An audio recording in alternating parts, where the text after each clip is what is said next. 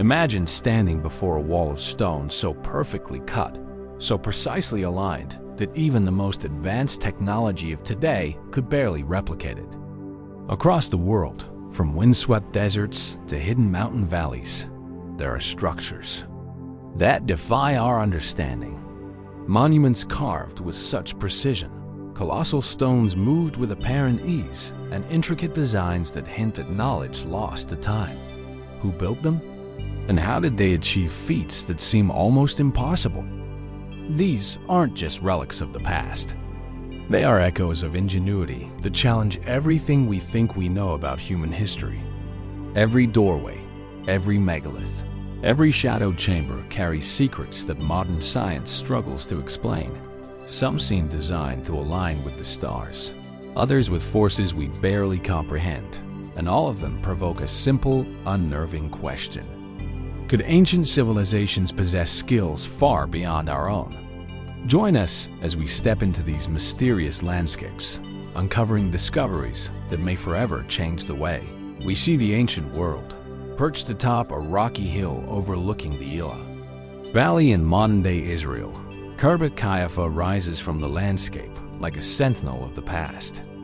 From a distance, its stone foundations and fragmented walls appear almost nondescript, a scatter of ruins among the dry, scrubby terrain. Yet, as the sunlight shifts across the jagged hilltops, shadows reveal the precise outlines of a city that once thrived here over 3,000 years ago, a city that seems in many ways to defy easy explanation.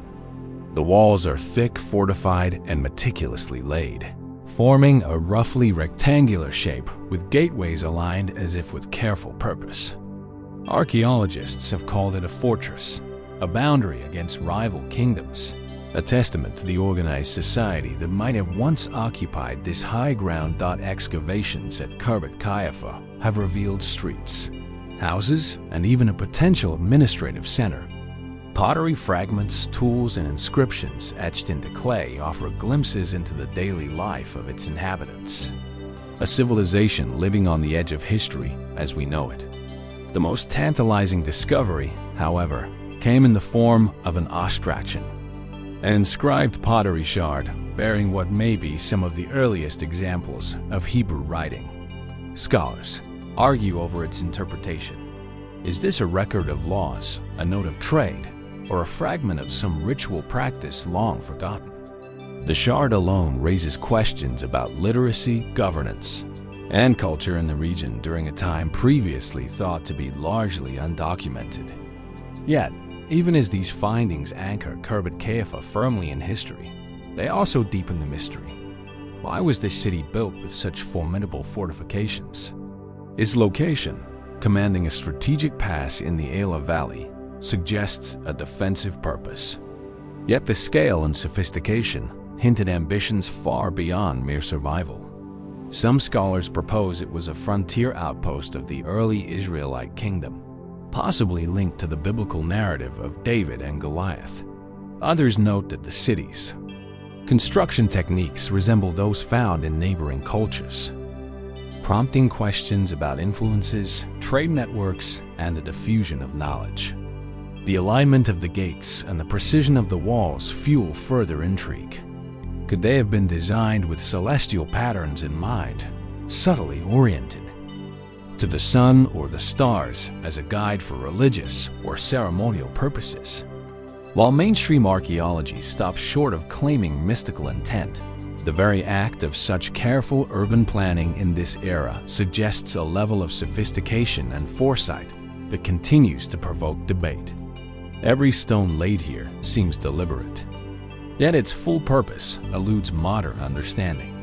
Even the people who lived here remain partially invisible to us. Skeletons and burial sites offer clues, but much is left to speculation. Were these warriors, traders, priests, or farmers? How did they perceive their world, their place within it, and the forces that shaped their lives? The answers are buried beneath centuries of earth, waiting for those willing to look closely to piece together fragments and imagine the untold. Stories that echo silently in the windswept hills. Het Qeiyafa then is not simply a collection of stones or a chapter in a history book. It is a puzzle, a whisper from a time when kingdoms rose and fell, when civilizations experimented with power and organization, and when human ambition reached beyond what we can fully reconstruct. As the sun sets over the valley, casting long shadows across the remains of walls and gateways, one cannot help but wonder, what did the people of Khirbet Qeiyafa truly see when they looked across this land? And how much of their knowledge, their skill, and their vision remains hidden, waiting to be uncovered? As the journey takes us westward from the rugged hills of the Levant, we find ourselves atop the sun-baked plateau of southern Spain, where the ruins of Las Marias stretch across the landscape like echoes of a forgotten civilization. From above, the site appears as a labyrinth of concentric stone circles and winding walls. There, weathered contours tracing the outlines of a society that thrived over 4,000 years ago. The morning light casts long shadows over the monumental fortifications, revealing layers of earth and stone carefully arranged into defensive rings that once protected the lives within. It is easy to imagine the sun rising over these ramparts, illuminating the lives of those who shaped every wall, every passage with painstaking precision. Archaeologists describe Los Millares as a Bronze Age settlement of remarkable sophistication. Its fortifications, some measuring more than 5 meters thick, are punctuated by gateways and bastions that suggest careful planning, strategic awareness, and an understanding of both defense and intimidation. Within these walls, dwellings and communal spaces hint at an organized society capable of sustaining complex social structures.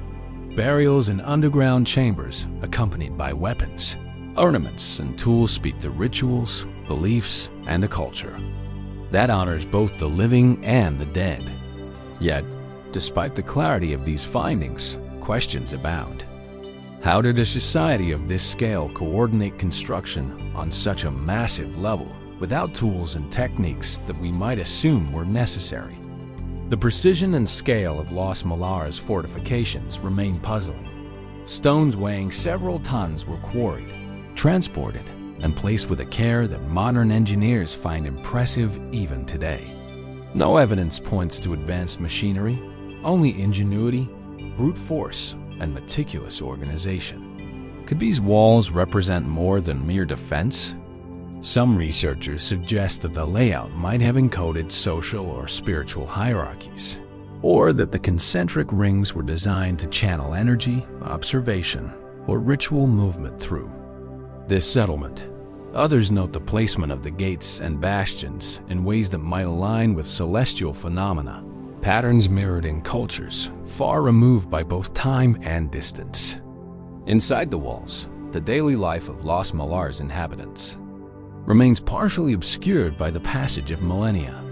Pottery, flint tools, and the remnants of domestic spaces tell stories of work, sustenance, and creativity. Yet the meticulous construction of the fortifications themselves seems to suggest ambitions beyond mere survival. Was this society defending against neighboring groups? Or were the walls as much about projecting power and instilling awe as they were about safety? And if they could achieve this level of engineering with rudimentary tools, what other knowledge, architectural, astronomical, or ritual might they have possessed that has since been lost to time? Even the burials add layers of complexity to the enigma. Some graves contain carefully arranged skeletons with rich assortments of artifacts, while others remain stark and simple. The variation raises questions about social stratification, belief, systems, and perhaps even an early understanding of the afterlife that is subtly encoded in the arrangement of stones and chambers. Scholars have debated whether these differences reflect hierarchy, spiritual practice, or some combination of both. And yet, with every excavation, every shard of pottery, the full picture remains just out of reach, teasing us with glimpses of knowledge that once flourished here, but is now silent beneath the soil. Standing on the edge of Los Muros, looking, Down upon the concentric rings of walls and the scattered foundations within, one cannot help but sense the intention behind every stone, the labor and vision embedded into the landscape. This is a site that speaks of human ambition, ingenuity, and perhaps understanding far beyond what we might expect from a Bronze Age settlement. And yet, the questions linger. What drove these people to build such imposing fortifications, to carve their civilization into the very earth? How much did they know? And how much of that knowledge has been buried, waiting silently for discovery? Las Millares in all its grandeur. And mystery reminds us that the past often defies easy interpretation. The walls, the gates, the burials. They are more than remnants. They are invitations. Invitations to wonder, to question, and to consider that human ingenuity, even thousands of years ago, might have reached heights we are only beginning to comprehend. From the windswept shores of Brittany, France, the island of Gavrinis emerges like a silent sentinel amid the shifting tides. At first glance, the island seems unassuming, a narrow stretch of stone and soil encircled by the sea. Yet here lies one of the most enigmatic Neolithic monuments in Europe, the Ġgantija burial cairn. Approaching it today, one is struck not by size. Its mound is modest in comparison to some megalithic structures, but by the intricate artistry hidden within the cairn. A stone-covered burial chamber is a masterpiece of prehistoric design. Its entrance is guarded by a low, carefully constructed corridor leading into a labyrinth of carved passageways that stretch into the earth like veins in living stone. Inside, the walls are adorned with a stunning array of engravings. Spirals, zigzags, lozanes, and abstract motifs cover the stone surfaces in dense flowing patterns. Each carving appears deliberate, precise, and deeply intentional. Scholars have spent decades studying these designs, noting that no two sections of the corridor repeat the same motif. Are these simply decorative, or did they serve a symbolic or ritualistic purpose that is now lost to time? Some suggest the carvings may map celestial phenomena. Others propose they encode cosmological beliefs or ancestral stories. And yet, despite centuries of study, the meaning of these patterns remains tantalizingly out of reach. The cairn itself, constructed around 4,500 BCE, required extraordinary effort. Stones weighing several tons were transported from quarries, moved across water, and painstakingly placed with a precision that challenges our understanding of Neolithic engineering. How did a society without metal tools, wheeled vehicles, or advanced machinery manage such feats? And why devote so much labor to a structure that would remain hidden beneath a mound for millennia, only to be rediscovered thousands of years later? These questions linger unanswered, as if the monument was built as much for mystery as for the dead it housed. The corridor leading to the burial chamber is unusually narrow, almost intimate, forcing anyone who enters to move slowly, to bow, to engage physically with the passage. Light from the entrance diminishes gradually as one advances, casting the carvings into subtle relief. In this deliberate darkness, the engravings seem almost to breathe, as though they were intended to communicate with those who entered in a ritualized state rather than to casual observers. Was the experience of walking this corridor as important as the act of building it? Did it serve as a conduit between the living and the dead, between human understanding and some deeper cosmic knowledge? Outside the cairn, the landscape itself seems to resonate with intention. The island's contours, the surrounding waters, and the alignment of the cairn with distant horizon markers suggest careful observation and understanding of the environment. Could the Neolithic builders have encoded astronomical cycles or seasonal markers into the very layout of Ġgantija?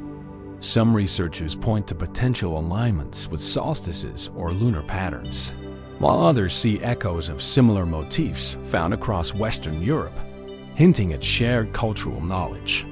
The connections remained speculative yet undeniable.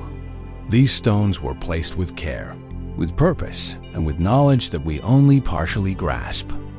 Even the materials chosen for the carvings provoke questions. The stone is durable, resistant to erosion, and yet the engravings remain remarkably sharp. Did the builders select these specific stones with foresight, understanding how time would preserve their work and the density of the motifs? Sometimes covering every available surface. What drove such obsessive attention to detail? Was this the expression of devotion, power, or knowledge encoded into the stones for eternity? The burial chamber itself, simple in form but profound in intent, housed the remains of the deceased in a manner suggesting both respect and ritual. Yet few human remains survive, leaving little concrete evidence of who these people were or the exact beliefs that guided their actions. Was Gavrinis a familial tomb, a communal shrine, or a site with spiritual significance that transcended individual lives? The evidence invites more questions than answers, drawing us into the minds and hands of those who once walked this corridor. Standing within Gavrinis, or imagining the passage through its carved walls, one is confronted with the extraordinary contrast between simplicity and sophistication, between tangible human effort and elusive symbolic meaning. Every spiral, zigzag, and lozenge is a whisper from a civilization whose knowledge and intention remain just beyond our comprehension. As we trace the lines and feel the cold weight of the stone, we are reminded that human ingenuity has always reached beyond the immediate, striving for understanding, permanence, and connection.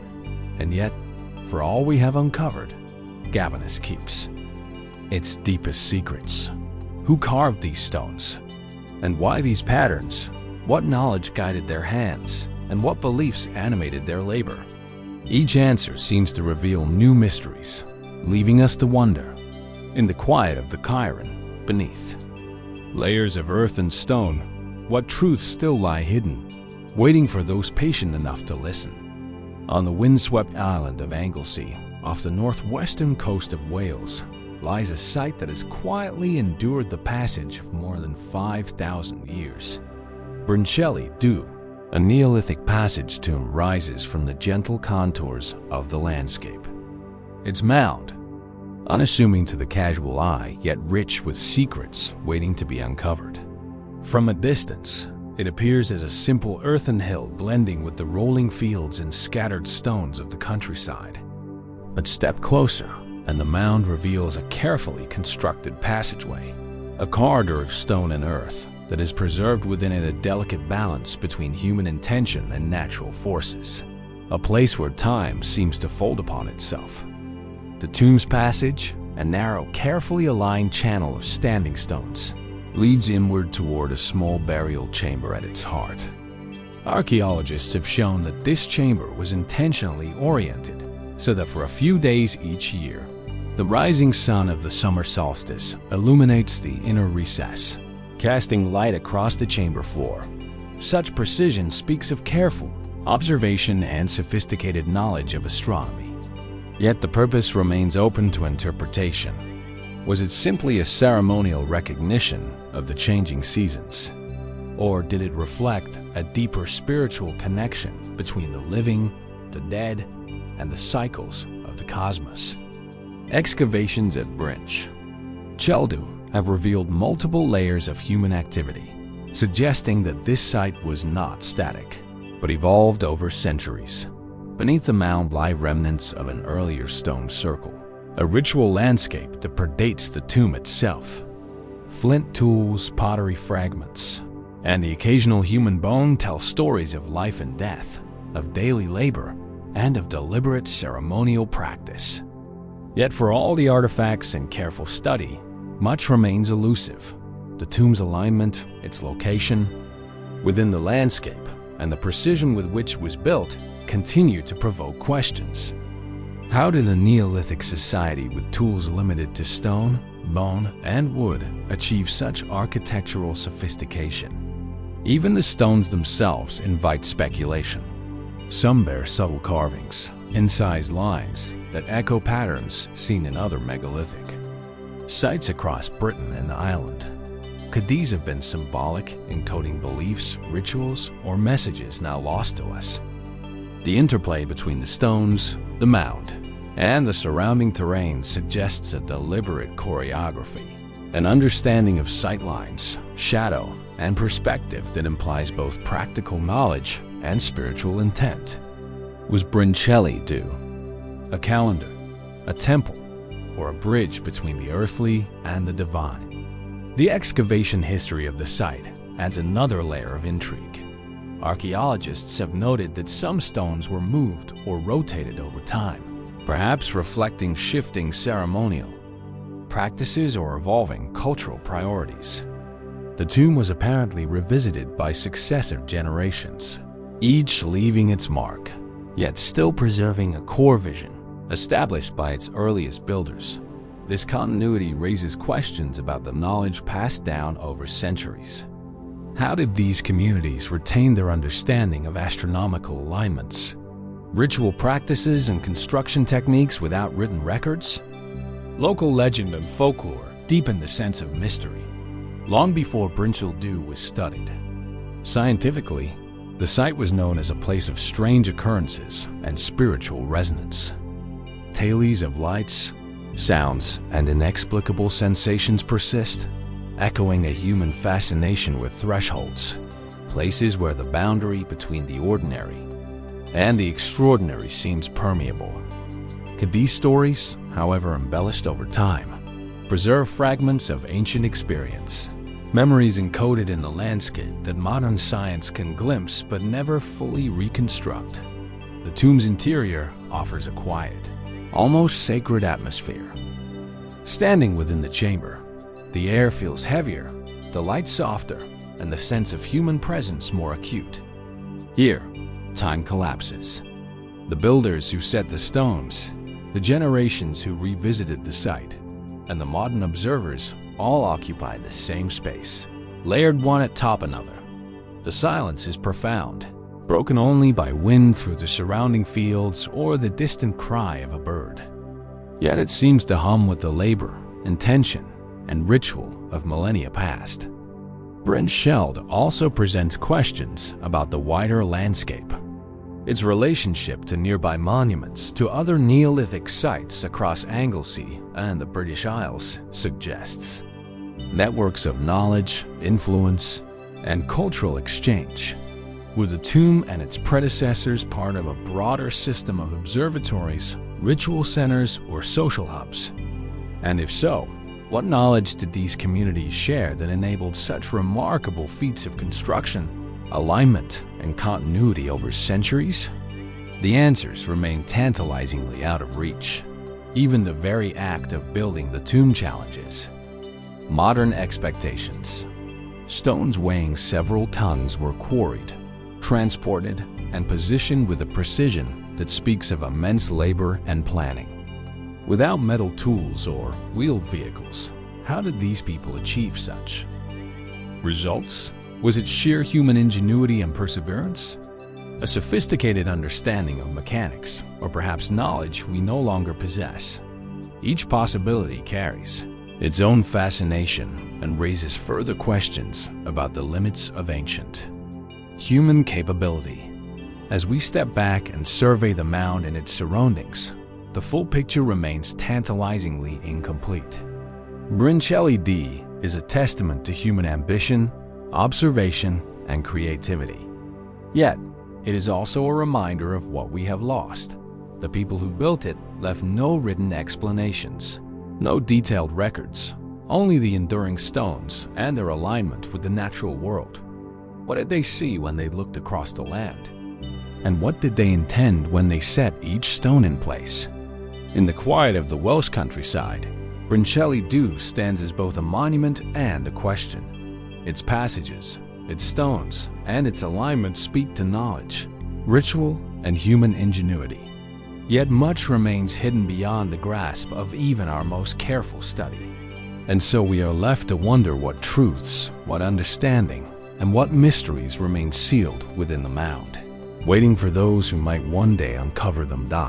As we move further north, past the windswept landscapes of Wales and the rolling hills of Anglesey, the Scottish Highlands come into view, a land where mist clings to ancient stones, and the rhythm of time seems slower, measured not by the clock, but by the centuries that have shaped the terrain. Here, near the village of Narn, lies the Balnearin of Clava, a remarkable Bronze Age cemetery complex that has endured for more than 4,000 years. At first glance, the site seems deceptively simple.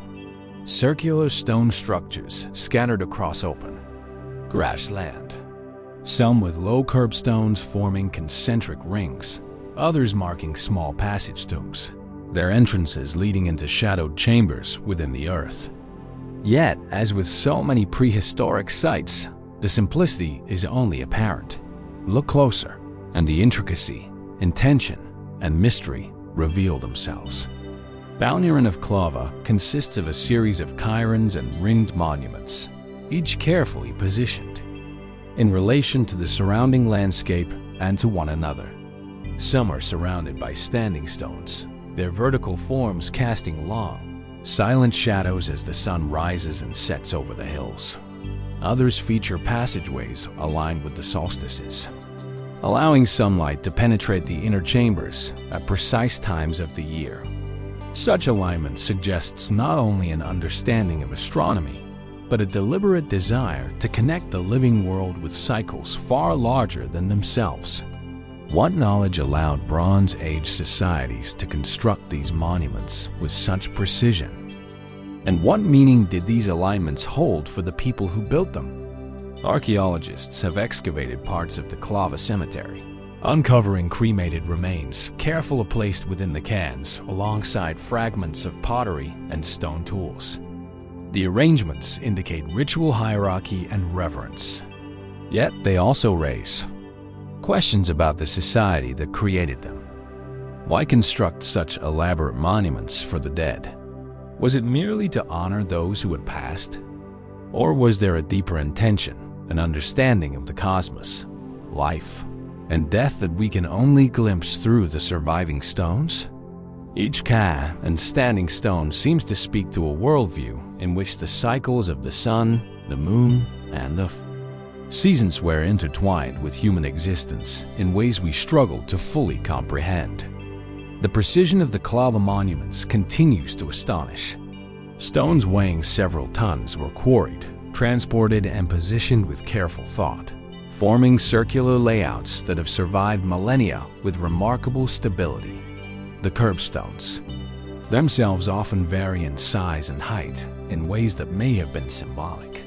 Some researchers suggest that subtle differences in the placement and orientation of the stones could have encoded numerical, cylindrical, or astronomical information. Others propose that the varying heights created optical effects, casting shadows or framing the landscape in a way that guided the eye and perhaps the mind. During ceremonial activities, were these choices purely practical, or were they an expression of an advanced understanding of perception and ritual? The Clava complex also holds an unsettling sense of intentional mystery. Some cairns have corbelled roofs forming chambers that narrow and twist, creating a confined, almost intimate interior space. Entering these passages today, one senses the careful choreography of light and shadow, the deliberate narrowing of sight, lines, and the weight of centuries pressing down from above. These are not random or purely functional spaces. They are designed experiences. The builders have intended these chambers to evoke specific emotions, to connect those inside with unseen forces, or to guide them toward altered states of consciousness. The evidence is circumstantial, yet compelling. Every stone, every angle, every corridor seems purposeful. The cemetery's placement within the wider landscape is equally intriguing. Balnearin of Clava sits near hills, rivers, and vantage points that would have been visible across the surrounding territory. Was the location chosen purely for prominence, for defense, or as a marker of territorial or spiritual significance? Some researchers suggest that the monuments functioned as both cemeteries and ceremonial centers, nodes in a network of sacred sites across the highlands. Their arrangement hints at a sophisticated understanding of geography and space as well as a capacity to organize large groups of people around shared ritual practices. And yet, despite centuries of study, the precise intentions behind these choices remain elusive. Even the surviving oral traditions and folklore hint at lingering power and mystery. Stories of spirits, strange lights, and inexplicable sounds have been associated with the site for generations, long before archaeologists began recording their observations. While these tales may be influenced by imagination or superstition, they echo a deeper truth.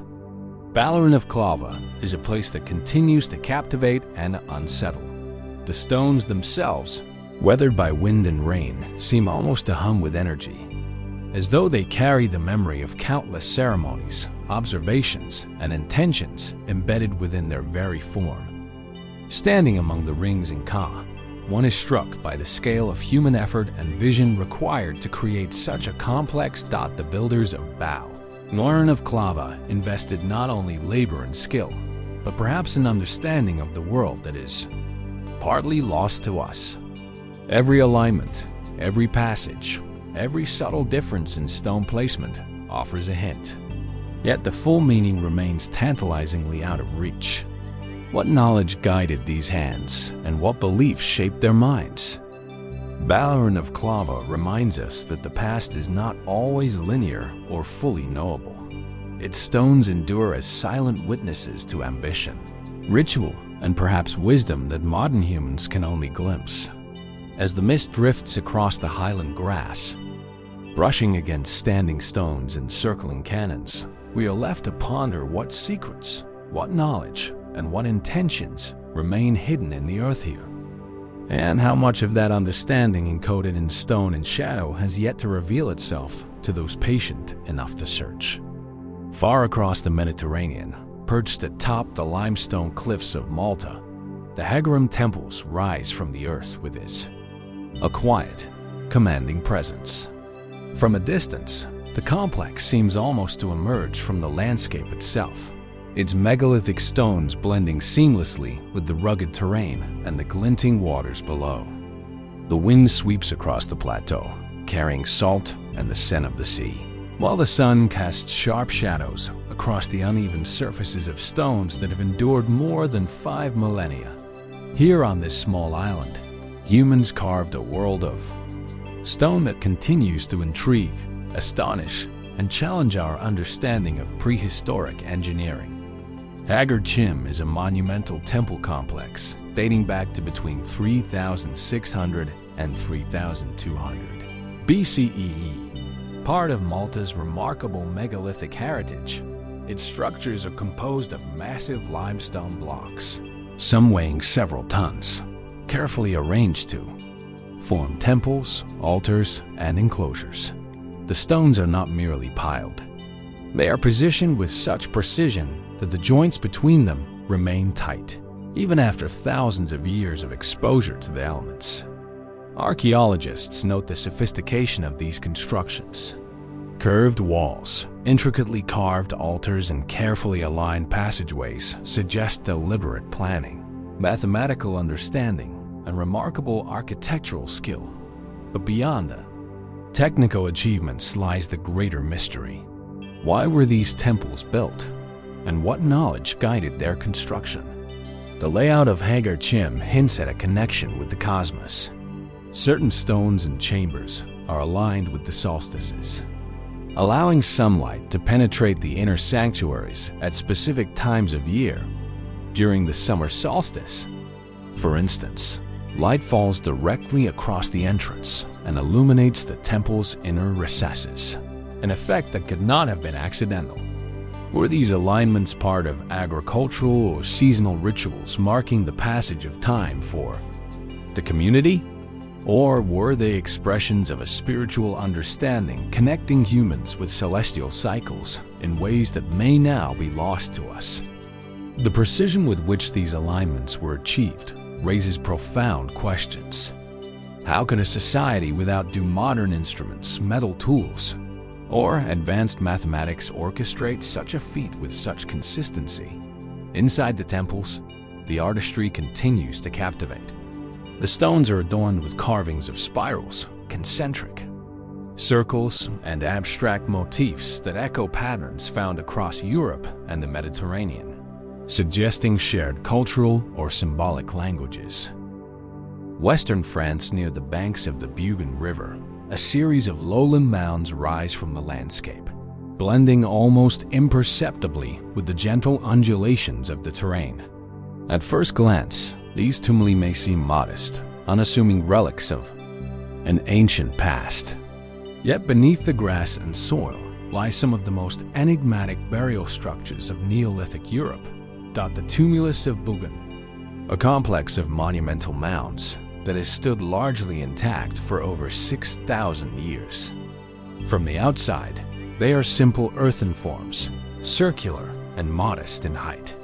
But step closer, and the depth of human ingenuity and mystery becomes evident.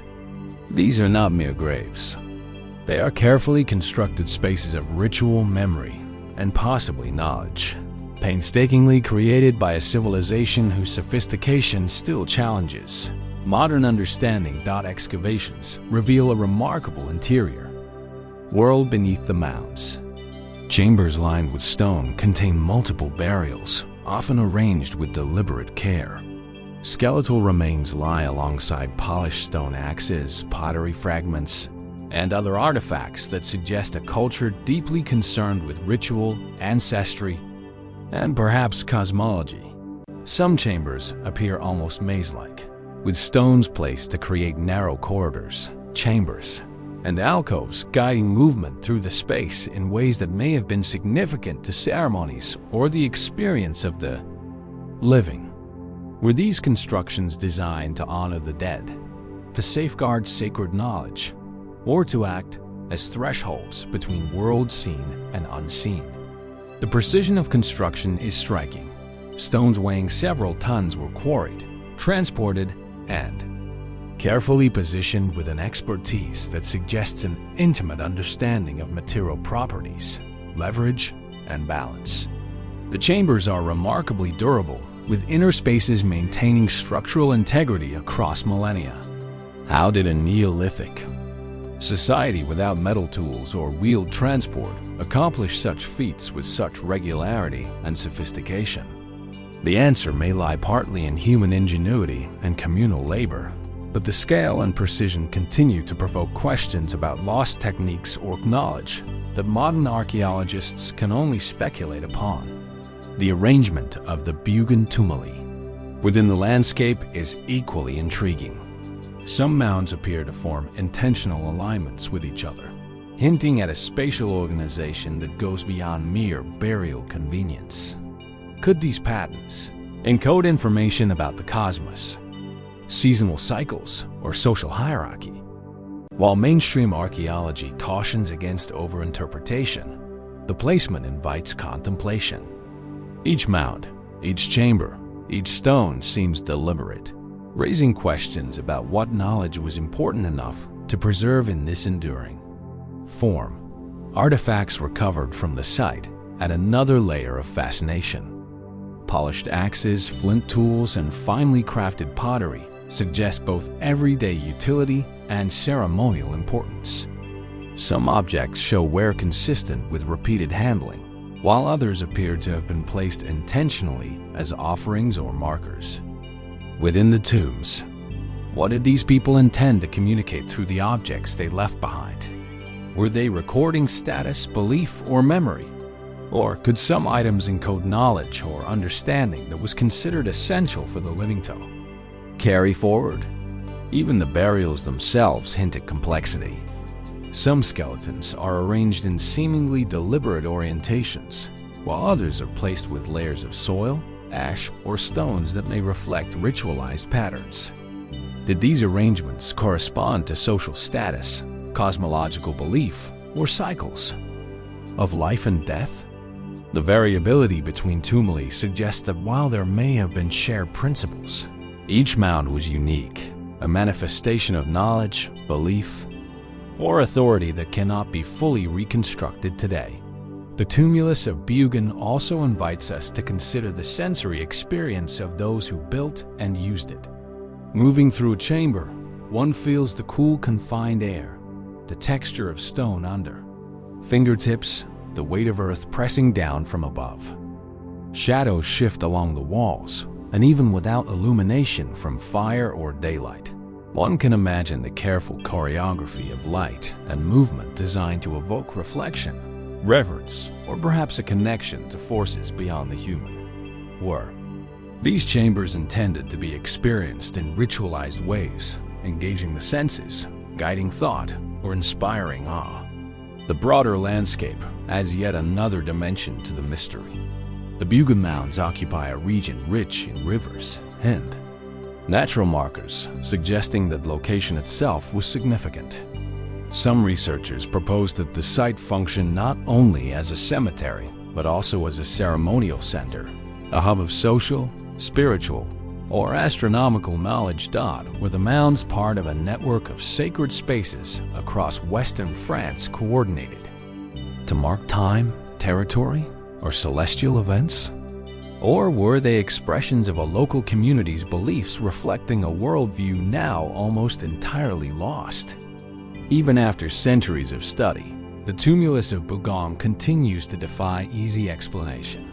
Its stones, chambers, and artifacts speak to human skill, observation, and ritual. Yet their full meaning remains tantalizingly out of reach. The people who built these mounds left no written records, only enduring stone and soil crafted with intent and precision. How much knowledge, what understanding of the natural world or the cosmos is encoded in these forms? And what might still lie hidden, waiting for those patient and perceptive enough to uncover it? Standing among the earthen mounds today, one senses the weight of millennia and the ingenuity of a society capable of transforming simple soil and stone into structures of enduring significance. Each chamber, each artifact, each deliberate alignment is a testament to human creativity, observation, and perhaps knowledge that surpasses what we often assume of ancient peoples. And yet, the Bougon to Mali retain their secrets, inviting us to wonder what else might this civilization have known, and how much of their understanding remains concealed beneath layers of earth and time far across the deserts and savors of Mali. A dramatic cliff line rises from the earth, stretching over 150 kilometers in length and plunging hundreds of meters into the valleys below. This is the Bandiagara Escarpment, a towering sandstone formation that seems almost otherworldly in scale and presence. From a distance, it appears as a natural fortress. Its ochre walls catch the sunlight and cast deep shadows across the landscape. Yet, the true wonder lies not only in the geology, but in the evidence of human habitation that clings to its vertical faces. A complex series of dwellings, granaries, and ceremonial structures carved directly into the rock over a span of more than a millennium. The structures of the Bandiagara Escarpment are extraordinary both for their location and their ingenuity. Built by the Dune people and their ancestors, many of these cliffside homes and storage chambers seem to defy gravity. Some are accessible only by narrow ledges or carved stairways. Others perched precariously atop jutting rock formations. Archaeologists and anthropologists alike have marveled at the precision and daring of their construction. Massive stones transported across difficult terrain, carefully fitted together to create stable walls, roofs, and enclosures, all while contending with the verticality and natural irregularities of the escarpment itself. How did these ancient builders conceptualize, plan, and execute such feats without modern engineering tools? The placement of the dwellings and ceremonial sites is no less remarkable. Some are positioned to take advantage of natural light, ventilation, or defensive vantage points. Others seem to follow lines or patterns that may relate to social organization. spiritual practice or observation of the sun, stars, and seasons. The Dune are well known for their knowledge of astronomy, including awareness of celestial bodies invisible to the naked eye.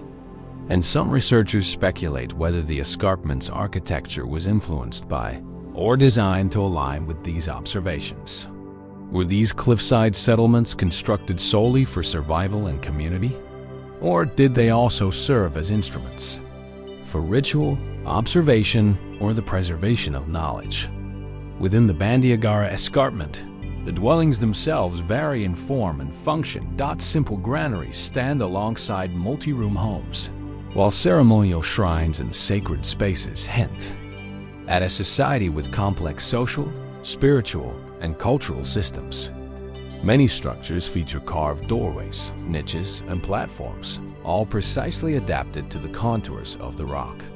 Some walls bear subtle markings or sculptural elements, whose meanings remain unclear. Could these carvings represent symbolic language, cosmological diagrams, or ancestral record-keeping? The truth is elusive, as these clues provide hints but no definitive answers, leaving the imagination to wander across possibilities that blend the practical with the metaphysical. The construction of the Bandiagara also raises questions about knowledge transfer and communal organization. Coordinating labor to move heavy stones, transport materials, and maintain stability on sheer cliff faces would have required not only technical understanding, but social cohesion and long-term planning. Did these builders employ techniques now lost to history? Were their methods intuitive, learned through generations, or guided by observations we cannot fully reconstruct? Each wall, each terrace, each roof stands as a testament to a sophisticated interaction between human ambition and the unforgiving natural environment. Even the escarpment's broader context adds to the mystery. The cliffs overlook fertile valleys, rivers, and pathways that would have facilitated communication, trade, and sustenance. Western France, near the banks of the Bougon River, a series of lowland mounds rise from the landscape, blending almost imperceptibly with the gentle undulations of the terrain. At first glance, these tumuli may seem modest, unassuming relics of an ancient past. Yet beneath the grass and soil lie some of the most enigmatic burial structures of Neolithic Europe. The Tumulus of Bougon, a complex of monumental mounds that has stood largely intact for over 6,000 years. From the outside, they are simple earthen forms, circular and modest in height. But step closer, and the depth of human ingenuity and mystery becomes evident. These are not mere graves. They are carefully constructed spaces of ritual, memory, and possibly knowledge, painstakingly created by a civilization whose sophistication still challenges modern understanding. Excavations reveal a remarkable interior world beneath the mounds. Chambers lined with stone contain multiple burials, often arranged with deliberate care. Skeletal remains lie alongside polished stone axes, pottery fragments, and other artifacts that suggest a culture deeply concerned with ritual, ancestry, and perhaps cosmology. Some chambers appear almost maze-like, with stones placed to create narrow corridors, chambers, and alcoves guiding movement through the space in ways that may have been significant to ceremonies or the experience of the living. Were these constructions designed to honor the dead, to safeguard sacred knowledge, or to act as thresholds between worlds seen and unseen? The precision of construction is striking. Stones weighing several tons were quarried, transported, and carefully positioned with an expertise that suggests an intimate understanding of material properties, leverage, and balance. The chambers are remarkably durable, with inner spaces maintaining structural integrity across millennia. How did a Neolithic society without metal tools or wheeled transport accomplish such feats with such regularity and sophistication? The answer may lie partly in human ingenuity and communal labor, But the scale and precision continue to provoke questions about lost techniques or knowledge that modern archaeologists can only speculate upon. The arrangement of the Bougon tumuli within the landscape is equally intriguing.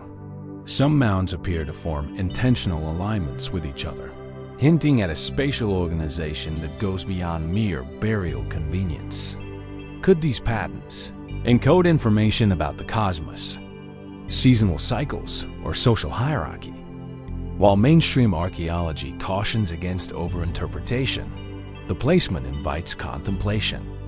Each mound, each chamber, each stone seems deliberate, raising questions about what knowledge was important enough to preserve in this enduring form. Artifacts recovered from the site add another layer of fascination. Polished axes, flint tools, and finely crafted pottery suggest both everyday utility and ceremonial importance.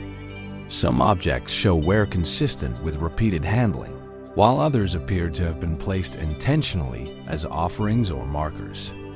Within the tombs, what did these people intend to communicate through the objects they left behind? Were they recording status, belief, or memory? Or could some items encode knowledge or understanding that was considered essential for the living to carry forward? Even the burials themselves hint at complexity. Some skeletons are arranged in seemingly deliberate orientations, while others are placed with layers of soil, ash, or stones that may reflect ritualized patterns. Did these arrangements correspond to social status, cosmological belief, or cycles of life and death? The variability between tumuli suggests that while there may have been shared principles, each mound was unique, a manifestation of knowledge, belief, or authority that cannot be fully reconstructed today. The Tumulus of Bougon also invites us to consider the sensory experience of those who built and used it. Moving through a chamber, one feels the cool, confined air, the texture of stone under fingertips, the weight of earth pressing down from above. Shadows shift along the walls, and even without illumination from fire or daylight, one can imagine the careful choreography of light and movement designed to evoke reflection, reverence, or perhaps a connection to forces beyond the human. Were these chambers intended to be experienced in ritualized ways, engaging the senses, guiding thought, or inspiring awe? The broader landscape adds yet another dimension to the mystery. The Bougon mounds occupy a region rich in rivers and natural markers, suggesting that the location itself was significant. Some researchers propose that the site functioned not only as a cemetery, but also as a ceremonial center, a hub of social, spiritual, or astronomical knowledge. Were the mounds part of a network of sacred spaces across Western France coordinated to mark time, territory, or celestial events? Or were they expressions of a local community's beliefs reflecting a worldview now almost entirely lost? Even after centuries of study, the Tumulus of Bougon continues to defy easy explanation. Its stones, chambers, and artifacts speak to human skill, observation, and ritual. Yet their full meaning remains tantalizingly out of reach. The people who built these mounds left no written records, only enduring stone and soil crafted with intent and precision. How much knowledge, what understanding of the natural world or the cosmos is encoded in these forms? And what might still lie hidden, waiting for those patient and perceptive enough to uncover it? Standing among the earthen mounds today, one senses the weight of millennia and the ingenuity of a society capable of transforming simple soil and stone into structures of enduring significance. Each chamber, each artifact, each deliberate alignment is a testament to human creativity, observation, and perhaps knowledge that surpasses what we often assume of ancient peoples.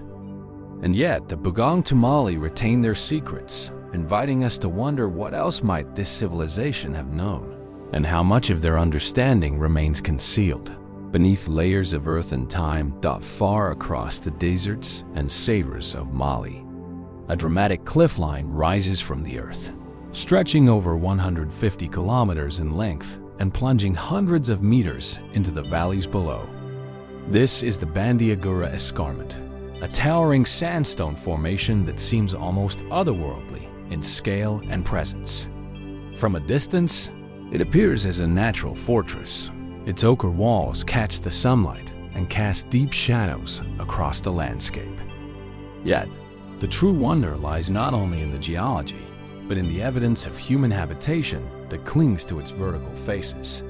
A complex series of dwellings, granaries, and ceremonial structures carved directly into the rock over a span of more than a millennium. The structures of the Bandiagara Escarpment are extraordinary both for their location and their ingenuity. Built by the Dune people and their ancestors, many of these cliffside homes and storage chambers seem to defy gravity. Some are accessible only by narrow ledges or carved stairways. Others perched precariously atop jutting rock formations. Archaeologists and anthropologists alike have marveled at the precision and daring of their construction. Massive stones transported across difficult terrain, carefully fitted together to create stable walls, roofs, and enclosures, all while contending with the verticality and natural irregularities of the escarpment itself. How did these ancient builders conceptualize, plan, and execute such feats without modern engineering tools? The placement of the dwellings and ceremonial sites is no less remarkable. Some are positioned to take advantage of natural light, ventilation, or defensive vantage points. Others seem to follow lines or patterns that may relate to social organization, spiritual practice, or observation of the sun, stars, and seasons. The Dune are well known for their knowledge of astronomy, including awareness of celestial bodies invisible to the naked eye. And some researchers speculate whether the escarpment's architecture was influenced by or designed to align with these observations. Were these cliffside settlements constructed solely for survival and community? Or did they also serve as instruments for ritual, observation, or the preservation of knowledge? Within the Bandiagara Escarpment, the dwellings themselves vary in form and function. Simple granaries stand alongside multi-room homes, while ceremonial shrines and sacred spaces hint at a society with complex social, spiritual, and cultural systems. Many structures feature carved doorways, niches, and platforms, all precisely adapted to the contours of the rock. Some walls bear subtle markings or sculptural elements, whose meanings remain unclear. Could these carvings represent symbolic language, cosmological diagrams, or ancestral record-keeping? The truth is elusive, as these clues provide hints but no definitive answers, leaving the imagination to wander across possibilities that blend the practical with the metaphysical. The construction of the Bandiagara structures also raises questions about knowledge transfer and communal organization. Coordinating labor to move heavy stones, transport materials, and maintain stability on sheer cliff faces would have required not only technical understanding, but social cohesion and long-term planning. Did these builders employ techniques now lost to history? Were their methods intuitive, learned through generations, or guided by observations we cannot fully reconstruct? Each wall, each terrace, each roof stands as a testament to a sophisticated interaction between human ambition and the unforgiving natural environment. Even the escarpment's broader context adds to the mystery. The cliffs overlook fertile valleys, rivers, and pathways that would have facilitated communication, trade, and sustenance. Yet, the placement of the settlement seems deliberate, emphasizing isolation, defense, and verticality. Was this purely practical, or was there a symbolic or spiritual reason to cling to the cliff faces high above the earth? Perhaps the escarpment itself was seen as a bridge between worlds, the human, the natural, and the divine. Its verticality, its permanence, and its audacious design suggest a consciousness attuned to both survival and something greater, something enduring beyond immediate necessity. Today, Many of the Bandiagara structures remain inhabited while others lie in ruin, slowly succumbing to the elements. Wind, rain, and erosion shaped the sandstone just as the hands of ancient builders once did. The sites evoke a sense of continuity and vulnerability, of human ingenuity tested against time and nature. What survives is both a marvel of practical construction and a riddle of intention. How much of the escarpment's design reflects the day-to-day needs of a people, and how much preserves knowledge, ritual, or understanding that we have yet to decipher? The dune themselves have preserved oral traditions, cosmologies, and rituals that resonate with the physical layout of the escarpment. Yet, even with this living knowledge, questions remain. Were there other insights embedded in the cliffside architecture that are no longer remembered? Did the builders possess a combination of spatial, astronomical, and engineering understanding that challenges modern assumptions about ancient societies? And what secrets encoded in stone and shadow remain beyond the reach of both memory and modern science? Standing at the edge of the escarpment, looking down across the jagged cliffs and the intricate settlements carved into them, one cannot help but feel the audacity of human vision. These are more than homes or storage chambers. They are enduring statements of skill, observation, and cultural sophistication. The Bandiagara Escarpment invites reflection on the relationship between humans and their environment, on ingenuity that stretches beyond simple survival, and on knowledge that may have been preserved, lost, or hidden within the cliffs themselves. The structures of Bandiagara continue to speak silently, yet insistently, to those willing to look closely. Each ledge, each chamber, each precariously perched dwelling evokes questions about what these ancient builders knew, what they intended, and what mysteries they left behind. As the sun casts long shadows along the vertical walls, one is left to wonder how much of this knowledge, of this extraordinary understanding of space, gravity, and observation remains hidden within the cliffs, waiting for those patient enough to uncover it. High in the remote Andes of southern Peru, amidst the windswept plateaus and jagged peaks, there lies a site that has puzzled travelers, scholars, and spiritual seekers alike for centuries. Known as Aramu Muru, or the Gate of the Gods, it is a monumental stone doorway carved directly into a massive natural rock formation dot at first glance. It appears deceptively simple, a precise rectangular portal cut cleanly into a single block of reddish-brown stone. Its edges are sharp and perfectly vertical, yet its context, scale, and design hint at something far more enigmatic than a mere architectural curiosity. Here, the interplay of human skill and natural geology converges in a way that challenges our understanding of prehistoric engineering and symbolic expression. The doorway itself is remarkable for its precision. The rectangular opening is flanked by smooth vertical planes contrasting starkly with the weathered rock around it. Some observers note a small recessed niche at its center, the purpose of which remains unknown. Centuries of wind, rain, and seismic activity have left their marked dot, yet the portal retains an almost unnatural perfection, suggesting an advanced understanding of stonework. How could ancient builders without modern tools achieve such exactitude? In a single massive boulder? Was this the work of skillful artisans guided by rigorous knowledge of stone mechanics? Or might it hint at techniques that have been lost over time? Techniques that defy our conventional understanding of pre-Columbian construction. Aramu Muru is more than a stone doorway dot. It is a site charged with legend and mystery.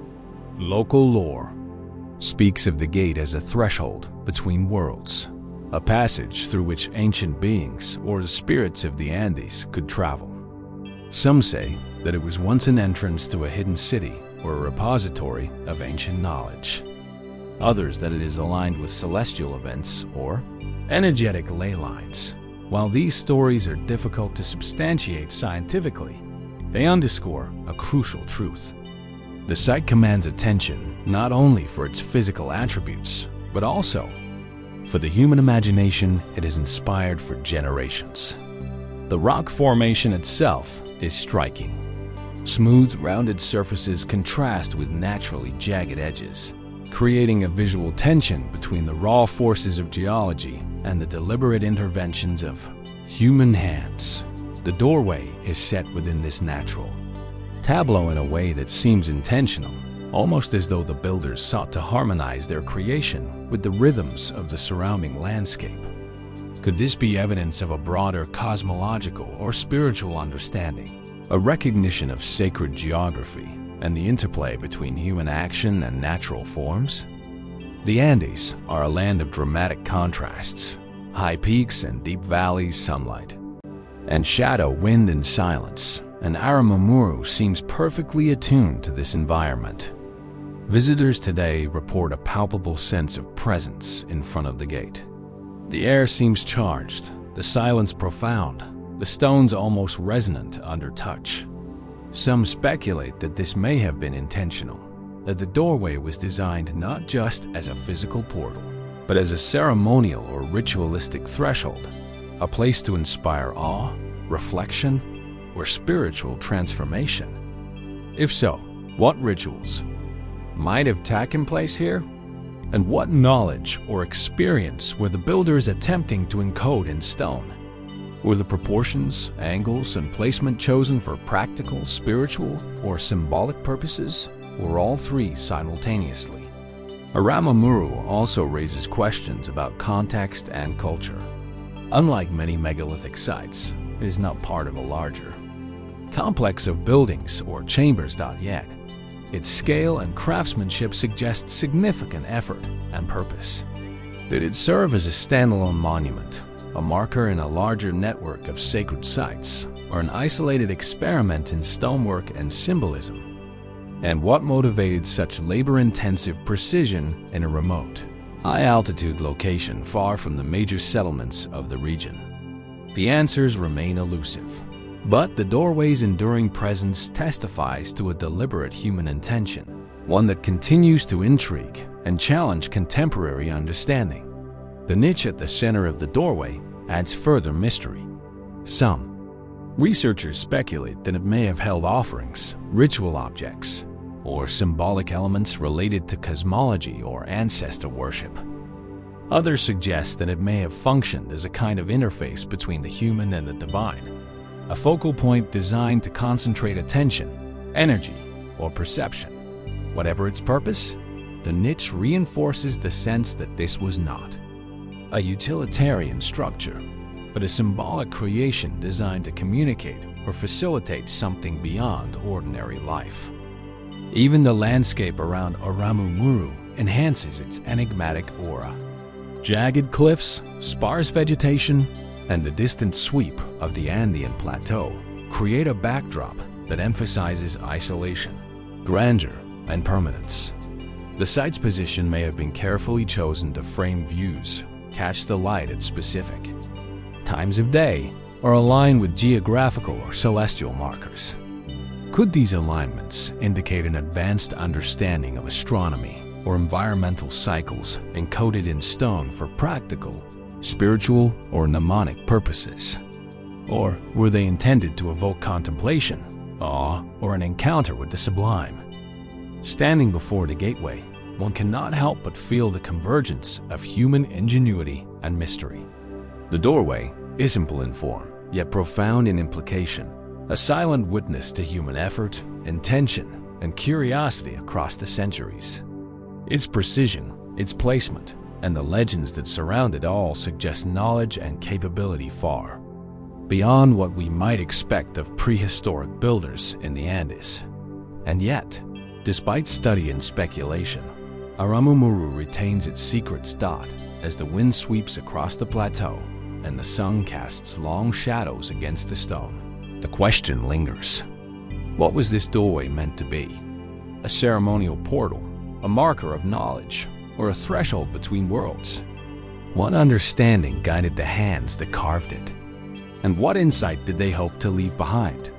Aramu Muru endures as both a monument and a mystery, inviting us to reflect, to imagine, and to wonder what remains hidden in the high Andes, waiting for those bold enough to explore the boundaries of human capability and perception. On the slopes of Mount Lau in the heart of central Java, Indonesia, there lies a temple unlike any other in Southeast Asia. Candi Cetho, perched on a rugged plateau at the edge of the forest, emerges from the mist with a striking and almost surreal presence. Unlike the grand soaring temples of Baraur or Prambanan, Cetho is compact, geometric, and intimate. Its terraces, pyramidal structures, and carved reliefs arranged in a way that feels both deliberate and enigmatic. From a distance, the temple seems to rise organically from the volcanic rock beneath it, a fusion of natural and human-made forms, as if the mountain itself had sculpted the stones into a ceremonial space dot dating to the late 15th century. Candi Cetho is among the final major Hindu temples built on Java. Yet, it breaks sharply with the stylistic conventions of its time. Its terraces are steep and narrow, leading the visitor upward toward a central pyramid that dominates the site. The carvings and reliefs are strikingly explicit, depicting human figures, fertility symbols, and esoteric scenes that defy easy interpretation. Unlike most Javanese temples, which focus on elaborate depictions of gods and cosmological narratives, Cetho is bold, raw, and almost abstract, as though the builders sought to communicate knowledge or ritual truths that were urgent, intimate, or even secret. The temple's layout itself provokes questions. The terraces ascend in a series of steps, each level seemingly designed to guide the visitor along a deliberate path of movement and perception. Stones are positioned to create shadow contrast and visual rhythm, while chambers and niches suggest spaces for private ritual or meditation. Could the sequence of terraces and spaces encode spiritual or cosmological principles? Some researchers have suggested links to fertility rites, initiation practices, or representations of sacred mountains, but no single explanation satisfies the full complexity of the site. Was Cetho a place for common ritual, a sanctuary for the initiated, or a repository of esoteric knowledge known only to a select few? Among the most remarkable features of Candi Cetho are its carvings. Human figures, sometimes abstracted, sometimes startlingly realistic, are depicted alongside phallic symbols, animals, and geometric motifs. The iconography challenges conventional interpretations of Javanese Hindu art. Were these images purely symbolic, intended to convey moral or spiritual lessons? Or might they encode knowledge about life, death, or cosmology that has since been lost? The combination of fertility imagery and mountain symbolism suggests a sophisticated awareness of natural cycles, human existence, and the sacred forces that govern both. The temple's construction itself also raises questions. Built on uneven volcanic rock, the terraces and pyramid required careful engineering and an understanding of balance, weight, and durability. Stones were cut, shaped, and positioned to withstand centuries of erosion, earthquakes, and the encroachment of vegetation. How did the builders achieve such stability and precision without advanced machinery or modern engineering tools? Was this knowledge practical, spiritual, or both? The very act of constructing Cetho in such a precarious and exposed location suggests a society with not only technical skill, but also a deep understanding of ritual and the natural world. Candi Cetho's setting amplifies its sense of mystery. The temple overlooks valleys and forested slopes with the distant peaks of Mount Lau framing the horizon. Mist and clouds often curl around the terraces, creating an atmosphere of isolation and sacredness. In this remote location, the temple becomes more than a place of worship. It feels like a threshold between worlds, a liminal space where earthly and spiritual realms converge. Could this isolation have been intentional? A way to heighten the impact of ritual or to protect knowledge intended only for those who could ascend the terraces and engage with the sacred symbols directly. Even the smallest details hint at layered meaning. Carved niches, recessed chambers, and small altars appear throughout the terraces. Some aligned to catch the morning light, others positioned to frame distant peaks or the course of the sun across the sky. Did these alignments serve practical, spiritual, or symbolic functions, or all three at once? The careful interplay of light, shadow, and structure suggests a culture attuned not only to geometry and proportion, but also to perception, experience, and the cyclical rhythms of nature. Artifacts and remnants found at Suku hint at a society capable of both ritual complexity and artistic innovation.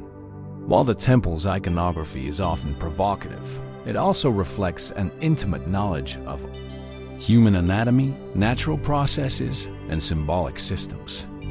The combination of practical construction, precise placement, and evocative imagery suggests a civilization that sought to encode knowledge in stone. Knowledge about life, death, fertility, and the cosmos, preserved for those patient enough to understand it. Standing among the terraces of Candi Cetho today, one cannot help but sense the convergence of human skill, spiritual intention, and enigmatic design. The temple is a testament to ingenuity, perception, and knowledge that extends beyond what conventional history can fully explain.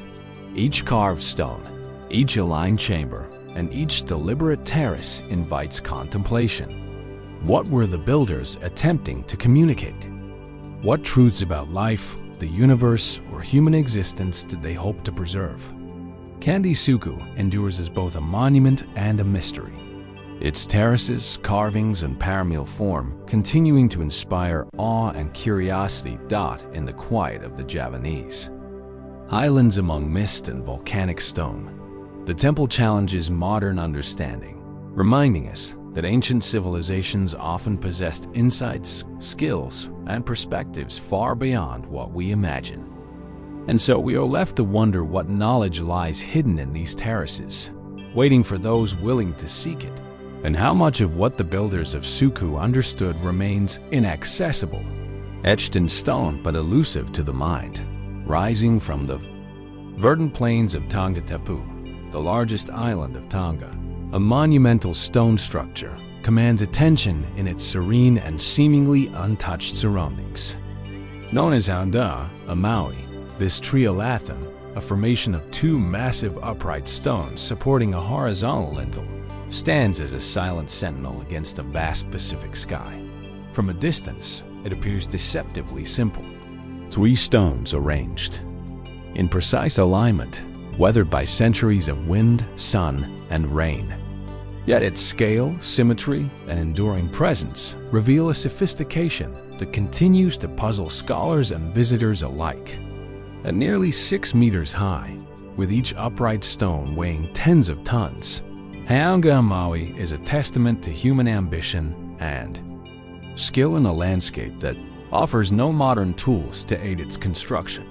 The trilithon's construction raises immediate questions. How were such enormous stones quarried, transported, and positioned with such precision on the flat plains of Tonga Tapu?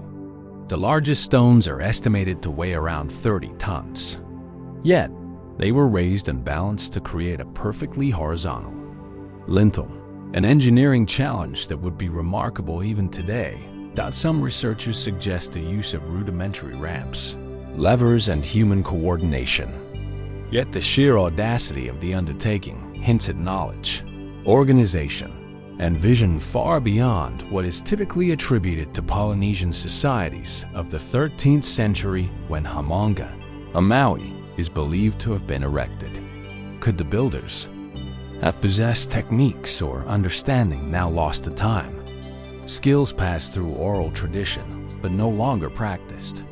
The site's significance extends beyond mere construction. Hagar Qim Maui is often described as the Stonehenge of the Pacific, not only for its monumental presence, but also for its potential astronomical and ceremonial functions. Some researchers suggest that the trilithon aligns with the sunrise during the solstices, casting long shadows and subtly marking the passage of time. If true, this would imply not only technical skill, but also an understanding of celestial cycles, observation, and the integration of astronomy into daily life. And ritual dot, was the trilithon a cylindrical instrument, a sacred marker, or both? And if so, how was such knowledge developed and preserved in a culture without written records? The surrounding landscape enhances the mystery. The trilithon sits near ancient royal compounds and burial sites, suggesting it may have served as a ceremonial gateway or symbol of authority. Oral traditions link Hagar, a Maui, to King Tutati, who is said to have commissioned its construction, possibly as a monument to unify the islands or commemorate a significant event. Yet, the purpose of the triathlon remains tantalizingly ambiguous. Was it primarily a symbol of power, a ritual site, an astronomical observatory, or a combination of all three? The lack of definitive evidence leaves the interpretation open, inviting reflection on the relationship between monumental architecture, social structure, and spiritual belief. The craftsmanship of Hamanga. Maui is remarkable in its precision and simplicity. The vertical stones rise from the earth with minimal surface shaping, yet they meet the horizontal lintel with perfect balance, demonstrating an acute understanding of weight distribution and material properties. The stones are quarried from nearby limestone deposits, yet transporting and erecting them without cranes, pulleys, or modern machinery would have required careful planning and extraordinary coordination. Was this achievement the result of sheer human ingenuity? Or might it hint at more sophisticated techniques that remain lost to history? Beyond its physical and technical aspects, the triathlon carries an air of ritual and symbolism, the very act of passing beneath. The massive stone frame could have represented a threshold between ordinary and sacred space, between the temporal and the eternal. Could Hamanga, a Maui, have functioned as a portal of ceremony, a site where leaders, priests, or initiates engaged with forces beyond the everyday? And if so, what knowledge or experience was intended to be transmitted through such interaction? Even today, the structure exerts a quiet power over those who approach it. The surrounding plain is expansive and open, emphasizing the trilithon's verticality against the sky, while the warm tropical wind rustles the grass beneath it. Visitors report a sense of awe, of presence, and of connection to something beyond the immediate physical world. In this Hamanga, a Maui transcends its role as a mere monument. It becomes an experiential space, a testament to human intention encoded in stone, a deliberate dialogue between people, landscape, and cosmos. Among a Maui also invites broader reflection on the ingenuity of ancient societies. How much knowledge, skill, and observation did the builders possess? And how was it applied in a context that combined practicality, spirituality, and social meaning? Were similar techniques employed elsewhere in the Pacific now lost? Or is this trilithon a unique expression of localized understanding? And most intriguingly, what remains hidden in the relationship between its stones, its alignment, and the rhythms of the natural world? As the sun dips low over Tonga Tapu, casting long shadows across the plain, the trilithon stands unyielding, a monument both to human ambition and enduring mystery. Its stones, weathered but steadfast, continue to provoke wonder, inviting us to imagine the lives, knowledge, and vision of those who erected it. Hamanga Maui reminds us that ancient civilizations were capable of feats that challenge modern assumptions, and that the questions raised by their creations may endure for millennia, patiently waiting for those willing to explore, reflect, and wonder what secrets lie beneath the surface. High on the arid ridges of Peru's Casma Valley, the Chankillo complex rises from the desert floor like a long-forgotten sentinel of the sun. From a distance, it appears deceptively simple. A line of 13 low, evenly spaced stone towers stretching across the spine of a hill, flanked by the ruins of ceremonial structures and small enclosures whose purpose is still debated.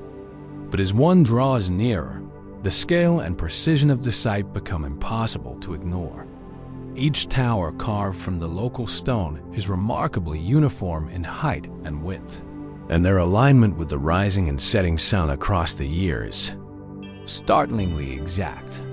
The desert wind carries the faint echoes of thousands of years of human activity, as if the rocks themselves remember the rituals, calculations, and observations that once took place here.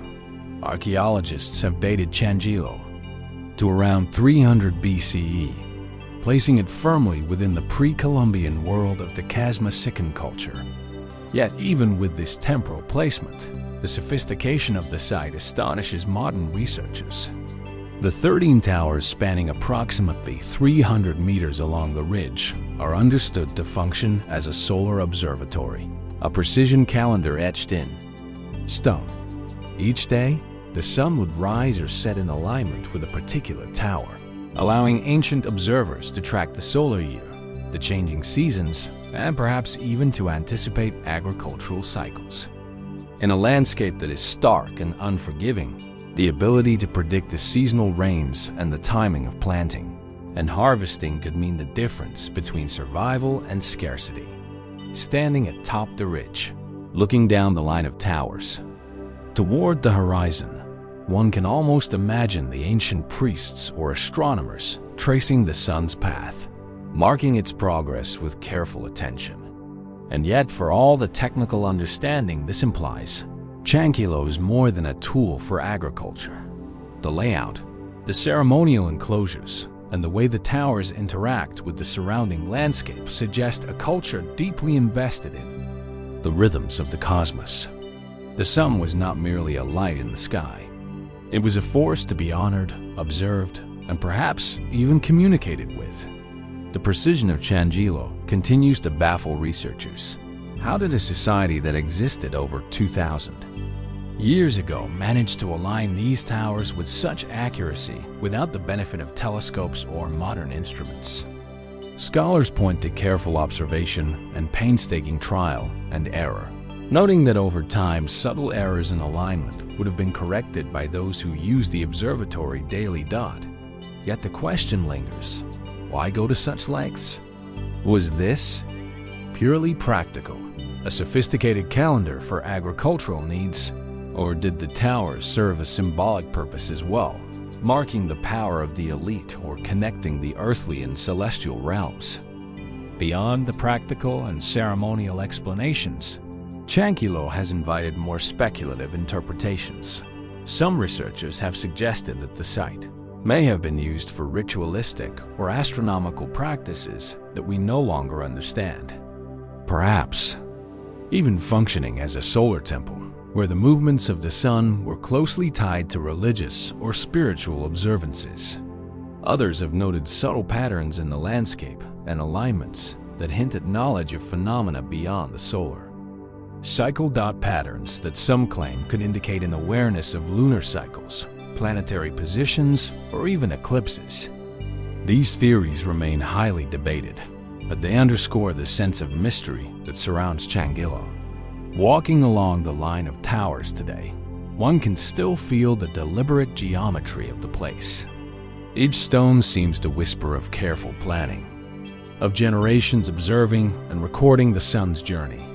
Unlike more monumental structures, such as the pyramids or Stonehenge, Chankillo is understated, almost fragile in its desert isolation. Yet, it possesses a quiet authority, a reminder that technological and astronomical knowledge need not be grandiose to be profound. The simplicity of stone arranged with such care and foresight speaks volumes about the intelligence and ingenuity of its creators. The desert itself seems to participate in the mystery. In the early morning, when the sun first touches the tops of the towers, shadows stretch like fingers across the sands, marking time in a silent, rhythmic pulse. In the evening, the descending sun paints the ridge with an orange glow, and the towers cast long silhouettes that shift imperceptibly from day to day, month to month. Visitors often describe a sense of awe, not just at the engineering, but at the human capacity to connect so intimately with the cosmos. What must it have been like to live here, to chart the sun, and to build a calendar so precise it could endure millennia in this remote landscape? Despite decades of study, much about Chankillo remains unresolved. The exact methods used to determine the alignments, the full scope of astronomical knowledge it encoded, and the deeper cultural significance of the site are still open questions. Even today, modern technology, satellite imagery, 3D scanning, and astronomical modeling can only approximate what those ancient observers experienced. And in that uncertainty lies the enduring fascination of Chankillo. It is at once a monument to human ingenuity and a riddle suspended in time. As we leave the ridge behind, the 13 towers receding into the desert horizon, we are left with a lingering question. Did the people of Chankillo merely observe the sun? Or did they in some way commune with it? What knowledge did they possess that was lost with the passage of time? And how much of it can we hope to recover? The sun continues its eternal journey across the sky, indifferent to our curiosity. Yet, at Chankillo, its path is immortalized in stone, a silent witness to a civilization whose wisdom still eludes full understanding. Amid the undulating plains of Western Africa, where the savanna stretches toward the horizon in waves of gold and green, an enigmatic landscape quietly holds its secrets. Here in the borderlands between Senegal and the Gambia lie thousands of ancient stones arranged in circles, rows, and scattered formations stretching across hundreds of square kilom. From a distance, they might appear as simple remnants of forgotten structures weathered by centuries of sun, wind, and rain. Yet, as one approaches, the enormity and complexity of the site become impossible to ignore. Each stone, from small, unassuming slabs to towering monoliths, is deliberately placed, forming geometric patterns that hint at a purpose long lost to time. The stone circles of Senegambia are among the most significant megalithic sites in Africa. Estimates suggest that over 1,000 individual sites exist, containing tens of thousands of standing stones. Radiocarbon dating places many of these stones between the 3rd century BCE and the 16th century CE, a period spanning over a millennium. Scholars believe the circles were used as burial sites, ceremonial centers, or markers of social and political power. Excavations have revealed skeletal remains, pottery fragments, and beads, indicating that these stones were more than mere boundary markers. They were intimately connected to the lives, deaths, and rituals of the communities that erected them. Walking among the stones, one is struck by the sheer precision and variety of their arrangements. Some circles are perfectly round, composed of evenly spaced monoliths, while others form double or triple concentric rings. Rows of stones sometimes extend outward like arms reaching toward the horizon, perhaps aligned with celestial events, rivers, or sacred landmarks. The question arises naturally: what did these patterns signify to the people who placed them here? And why dedicate so much labor to erecting stones that would endure long after their creators were gone? The practical explanations are compelling. The stones could mark graves, delineate territories, or serve as ceremonial sites for hereditary rites. Archaeological evidence supports these theories. Human remains have been found in carefully dug pits at the center of several circles, often accompanied by grave goods, suggesting complex mortuary practices. Some researchers propose that the stones functioned as markers of social hierarchy, demonstrating the wealth or power of a family, clan, or community. Others note the possibility of astronomical alignments, suggesting that certain rows or openings in the circles may have been used to track the movements of the sun. moon or stars. Yet, for all the archaeological evidence, much about the Senegambian stone circles remains mysterious. No written records survive to explain their exact purpose. How were the stones quarried, transported, and precisely positioned without advanced tools? How did communities coordinate the labor required for these monumental projects over centuries? Some stones weigh several tons, yet there is no clear evidence of the techniques used to move or erect them.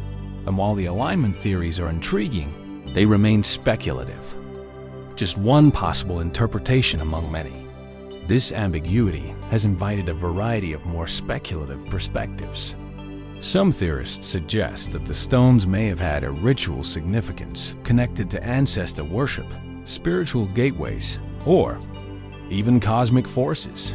Others point to the repetition of circular and radial patterns as evidence of a symbolic language, a visual code whose meaning has been lost. Could these arrangements reflect a sophisticated understanding of astronomy, numerology, or cosmology? Or are they primarily memorials, monumental expressions of human memory and reverence for the dead? The stones do not answer. They merely endure, silent witnesses to the civilizations that shaped them. The landscape itself enhances the sense of mystery. The savanna, dotted with baobabs and tall grasses, stretches endlessly, amplifying the isolation and solemnity of the stones. When the wind moves through the grass and around the monoliths, it carries a subtle, almost eerie resonance, as if the site itself remembers the ceremonies, voices, and footsteps of generations long vanished. Sunlight plays across the stones in shifting patterns, illuminating carved marks that are faint but discernible, adding to the impression that the site was constructed with more than mere functionality in mind. Each stone, each circle seems to demand careful attention, inviting the observer to walk slowly, to measure and wonder, to feel the rhythm of time encoded in the landscape. Despite decades of research, much about the Senegambian stone circles remains unresolved. The vast scale of the sites, combined with the scarcity of definitive records, leaves scholars to piece together theories from fragments of evidence. The more we study, the more questions emerge. Were these circles connected to a wider network of settlements, or did they exist in isolation? Did the people of this region pass down astronomical knowledge encoded in these stones? And why did this tradition, so persistent over centuries, eventually fade, leaving behind only the silent monuments? As the sun dips toward the horizon, casting long shadows across the circles, one can almost feel the presence of those who built them. The careful hands, the collective effort, the reverence for the unknown. The stones endure, untouched by time, their purposes partly revealed, yet largely hidden. And in that silence, a single thought persists.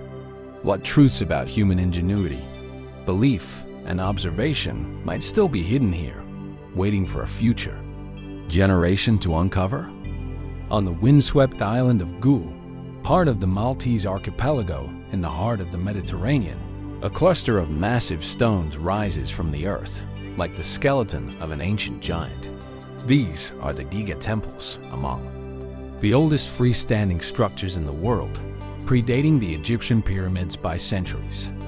The name itself, Ġgantija, hints at the mystery that surrounds them, derived from the Maltese word for giant, as legend claims that only colossal beings could have moved such immense stones. From a distance, the temples appear as a series of irregular stone walls, weathered and sun-bleached, their massive blocks stacked with astonishing precision. Yet, the closer one approaches, the more the scale of human ambition and perhaps ingenuity becomes apparent. Some of the stones weigh over 50 tons, quarried and transported without the aid of pulley, wheels, or modern machinery. The temples date back to between 3600 and 3200 BCE, placing them squarely in the Neolithic period. Archaeologists agree that Ġgantija was a ritual center likely devoted to fertility and the cycles of life and death. Excavations have revealed altars, standing stones, and niches for offerings, suggesting a complex spiritual life among Maltas. Earliest inhabitants dot human figurines, often interpreted as representations of a mother goddess, have been uncovered, reinforcing the theory that these temples served as centers of fertility cults or communal worship. The scale, alignment, and precision of the constructions are remarkable, implying not only significant labor, but also sophisticated planning and an intimate understanding of stonework. Yet, as impressive as the physical achievements are, they raise questions that conventional explanations struggle to answer. How did a small, relatively isolated Neolithic community lift and maneuver stones weighing tens of tons? How did they organize the labor over generations, ensuring the construction of a complex that would survive millennia? The smooth fitting of some blocks and the precise orientation of temple walls hint at a level of technical knowledge that seems almost incongruous with the tools available at the time. Was this the product of trial and error ingenuity? Or did the builders possess a more advanced understanding of engineering than we usually attribute to prehistoric cultures? The layout of Ġgantija is equally compelling. The site consists of two separate but adjacent temples, each roughly oval in shape with carefully constructed apses, radiating outward from a central corridor. Some researchers suggest that the orientation of the temples may reflect celestial patterns, perhaps aligned with solstices or other significant astronomical events.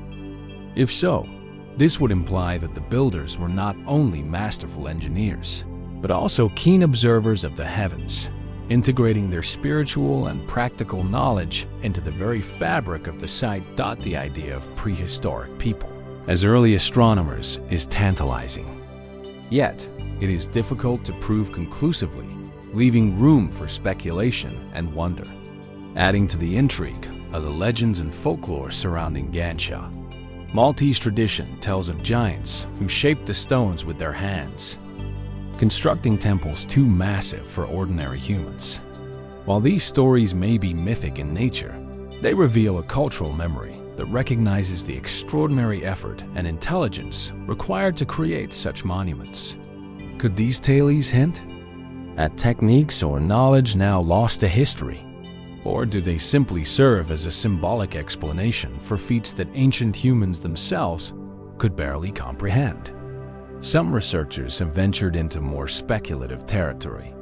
The precision and durability of Ġgantija have led to hypotheses that its builders possess knowledge of acoustics, resonance, or even energy flows within the stone itself. Others point to the alignment of the temples with natural features of the landscape, the hills, valleys, and shorelines of Goa, as evidence that the builders intended the site to interact with the environment in ways we do not yet fully understand. Was Ġgantija purely a place of worship? Or could it have served multiple purposes, blending ritual, astronomy, and social cohesion into a single monumental space? Walking through the temple corridors today, the sheer scale of the stones leaves visitors in awe. The limestone blocks, some taller than an average person, seem to hum with a quiet presence. Their surfaces pitted and worn by millennia of wind and rain. Shadows play across the walls, shifting with the sun in a subtle reminder of the passage of time, while the wind carries the faint scent of salt and soil from the surrounding fields. The temples are not merely ruins. They are living monuments to human ambition, endurance, and curiosity. Every stone has a story, every arrangement of purpose, yet the full narrative remains just out of reach. Ġgantija challenges our assumptions about what ancient humans were capable of. For a society without metal tools, wheeled transport, or written language, the construction of such massive and enduring structures seems almost miraculous. And yet here they stand, silent, monumental, and enigmatic. The mystery is not only in the mechanics of construction, but also in the intentions behind it. Why devote such immense effort to a ritual space? What ideas, beliefs, or cosmological principles motivated the builders? Did they see themselves as part of a cosmic order, communicating with forces beyond the human realm? Even today, the site invites reflection. As the Mediterranean sun sets behind the island's hills, bathing the temples in golden light, one cannot help but wonder about the generations who labored here, guided by belief, observation, and perhaps intuition. What did the builders see when they looked at the horizon? How did they conceptualize the divine? And how did that vision shape the stones they placed?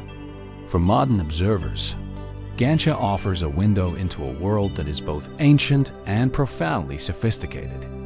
A place where the limits of human creativity and ingenuity are tested against the enduring silence of stone. The questions linger. What secrets still lie hidden within these colossal stones? What knowledge lost to time enabled the creation of a site that continues to defy full understanding? Ġgantija is more than an archaeological site. It is a monument to human curiosity, a testament to ingenuity, and a puzzle that has persisted for millennia. And in that persistence, it challenges us to look beyond what we think we know, to imagine the world through the eyes of those who shaped it, and to wonder what might still remain undiscovered.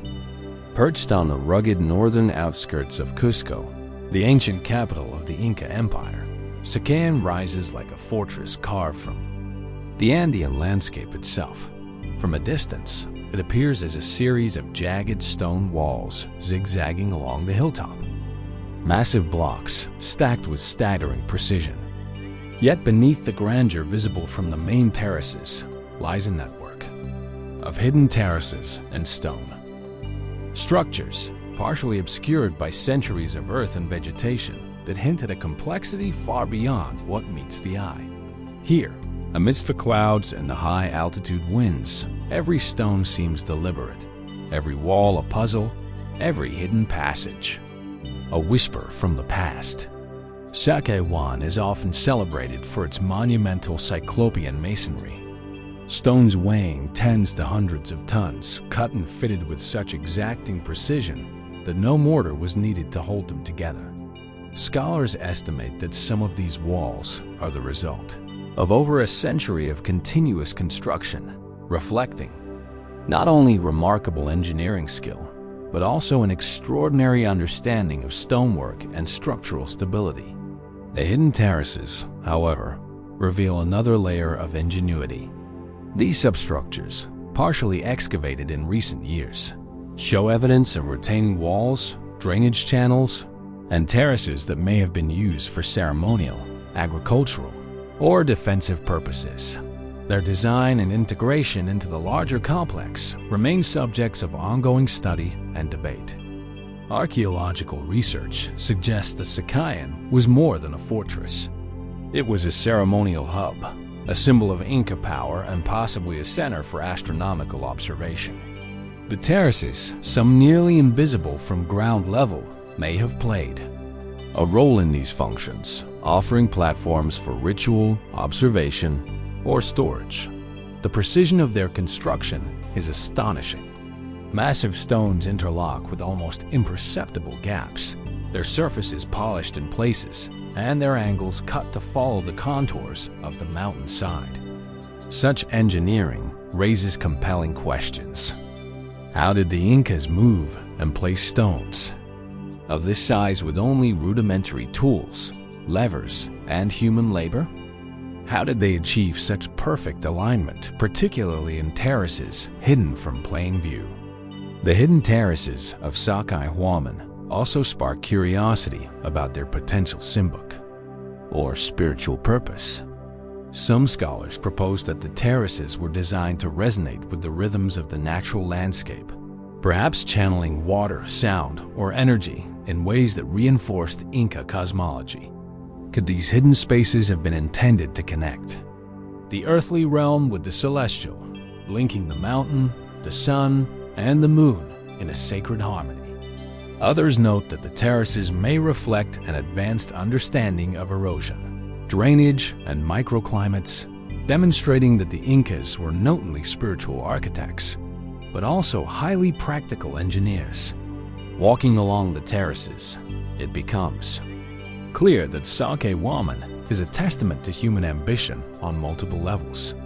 The hidden terraces are deliberately oriented, often aligned with the surrounding hills and the largest city of Cusco below. Paths and stairways link different levels, sometimes leading to spaces that are almost perfectly concealed from view. And places the stones bear marks of chisels and abrasion, revealing the labor-intensive process of shaping and fitting them. Yet, even with this evidence, the full purpose of these terraces eludes us. Were they primarily functional, part of a complex water management or agricultural system? Or did they also carry symbolic or ritual significance? Perhaps, as with so many aspects of Inca civilization, the answer lies somewhere in between, blending the practical and the sacred in a way that challenges modern assumptions. The scale of Sacsayhuamán and its terraces continues to inspire awe and speculation. The largest stones in the outer walls weigh upwards of 200 tons, yet similar precision is evident in the smaller, more hidden terraces. This raises questions about the methods used for quarrying, transporting, and positioning these stones. Some researchers suggest that the Incas employed sophisticated engineering techniques, including ramps, rollers, and counterwebs, to maneuver stones with incredible accuracy. Others speculate that knowledge of geometry, leverage, and perhaps even acoustics played a role, allowing the builders to shape and fit stones in a manner that seems almost impossible without advanced understanding. Legends surrounding Sacsayhuamán add another layer of intrigue. Local lore speaks of giants who once moved these enormous stones, while other stories suggest that the terraces conceal sacred energy or secret knowledge. While these accounts are mythic in nature, they hint at the awe and reverence inspired by the site even in early colonial times. Could these stories preserve a memory of techniques, rituals, or intentions that have since been lost? And if so, how much of the hidden terrace's purpose is waiting to be rediscovered beneath centuries of soil and vegetation? Modern technology has begun to shed light on these subterranean mysteries. Ground-penetrating radar and detailed topographical studies reveal that the terraces may extend farther than previously realized, forming a complex network that interconnects with Cusco and possibly other sacred sites in the surrounding Andes. Some researchers speculate that these terraces could have functioned as acoustic chambers, amplifying sound for ceremonies or signaling, while others see them as integral to water management and soil stabilization designed to harness the unique environmental conditions of the region. Each new discovery raises more questions, deepening the sense that Sacsayhuamán still guards secrets that we are only beginning to glimpse. Standing amidst the hidden terraces today, it is easy to feel a profound connection with the people who built them. The air is thin, carrying the faint scent of earth and stone, and the wind seems to whisper through the gaps between the massive blocks. Shadows stretch across the terraces in the afternoon sun, emphasizing the meticulous craftsmanship and geometric precision. One cannot help but wonder what thoughts guided the builders as they worked. What knowledge, now lost, allowed them to shape the mountainside with such elegance and durability? And how did these hidden terraces integrate with the larger cosmology and daily life of the Inca Empire? The mysteries of Sacsayhuamán endure, even with centuries of study, decades of excavation, and the application of modern technology. The terraces remain partially hidden, their full purpose tantalizingly out of reach. They are monuments to ingenuity, devotion, and ambition, silent witnesses to a civilization that mastered stone, landscape, and perhaps forces of nature in ways we have yet to fully comprehend. And in their quiet persistence, they challenge us to consider what other knowledge may still lie concealed beneath the Andes, waiting for the next generation to uncover, understand, and marvel at. Nestled in the lush plains of Antequera in southern Spain, the Dolmen of Menga rises like a silent sentinel from the rolling hills, Its massive stone construction dominates the landscape. From a distance, it appears deceptively simple, a long, rectangular chamber capped by colossal limestone slabs, the sheer size of each stone dwarfing the human eye. Yet, as one draws closer, the scale and sophistication of the structure become undeniable.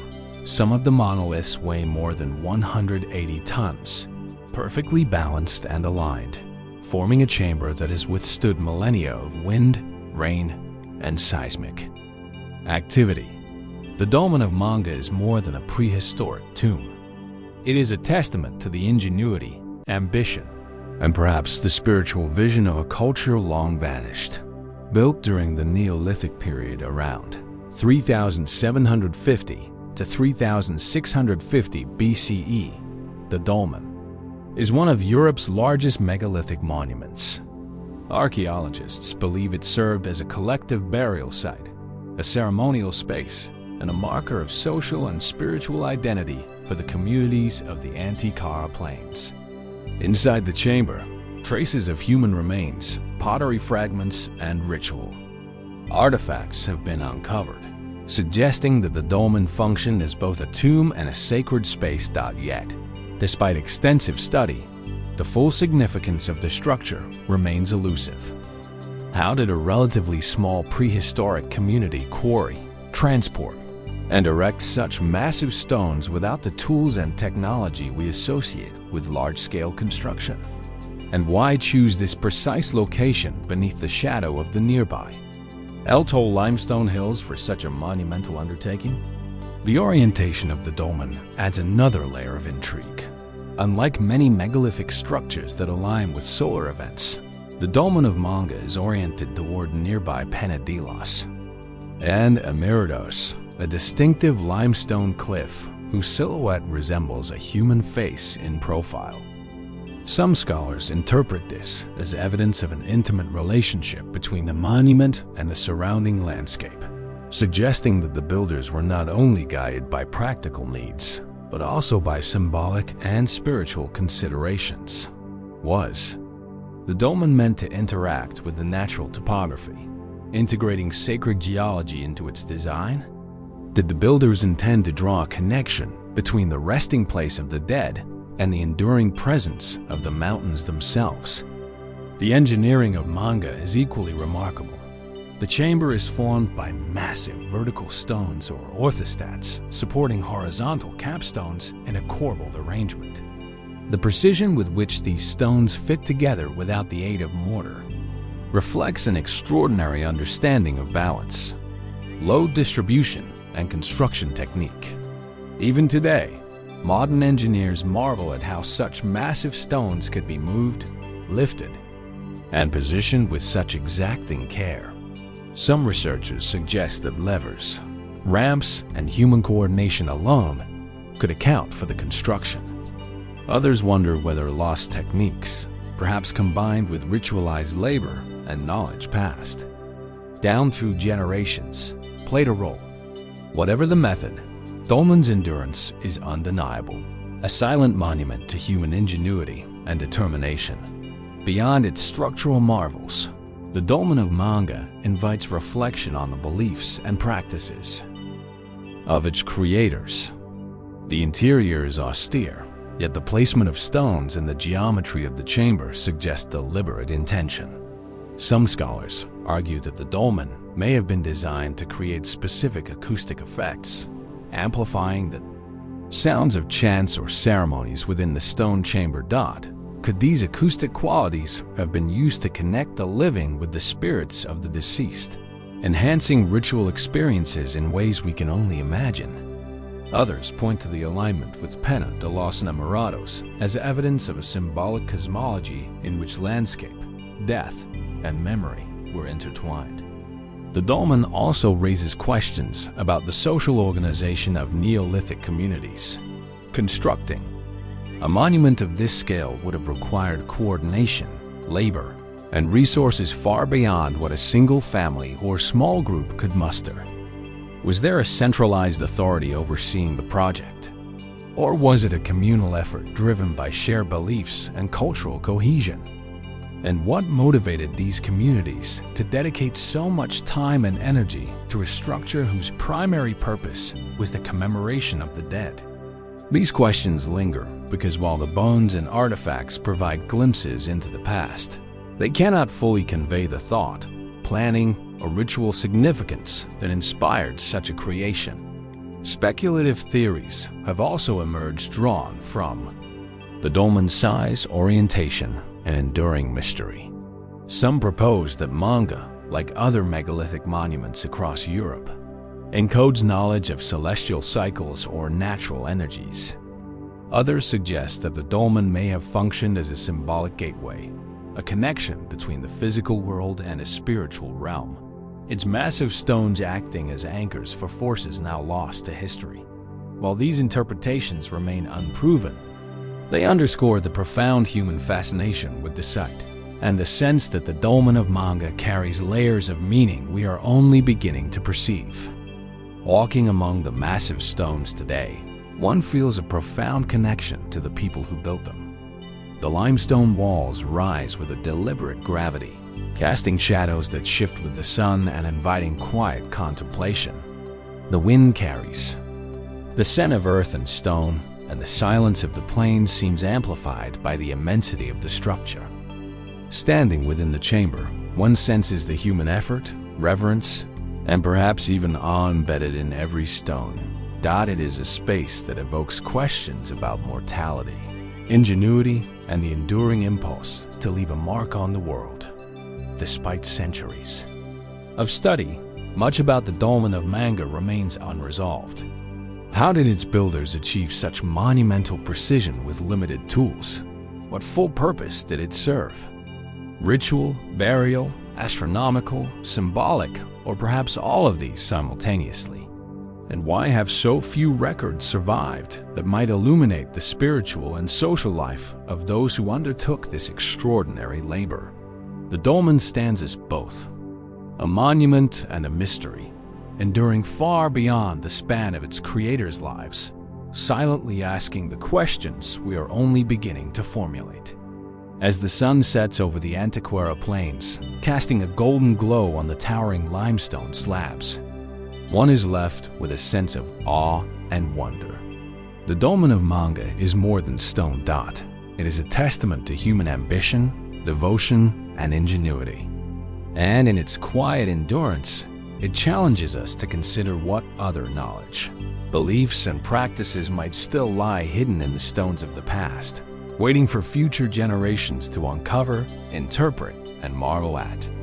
In the fertile Bahau Valley of Lebanon, framed by the distant peaks of the Lebanon and Anti-Banan Mountains, lies one of the most enigmatic constructions of the ancient world, the Baalbek Temple Complex. Among its awe-inspiring ruins, the trilithons stand as silent witnesses to a lost mastery of stone. These colossal blocks, each weighing between 800 and 1,000 tons, form part of the foundation of the Temple of Jupiter. Yet their sheer size and precise placement raise questions that continue to perplex modern engineers and archaeologists alike. The blocks are so massive, so immovably precise that they seem to defy the known capabilities of the civilizations that built them. Walking along the foundation, one cannot help but feel dwarfed both physically and intellectually by the scale and ambition of the ancient builders. The history of Baalbek stretches back millennia. Archaeological evidence suggests that the site was first occupied as early as the 3rd millennium BCE, though the stone terraces and massive foundations visible today were likely constructed during the Roman period between the 1st century BCE and the 3rd century CE. The trilithons, however, may predate the Roman temple itself, hinting at an earlier monumental phase whose details remain tantalizingly obscure.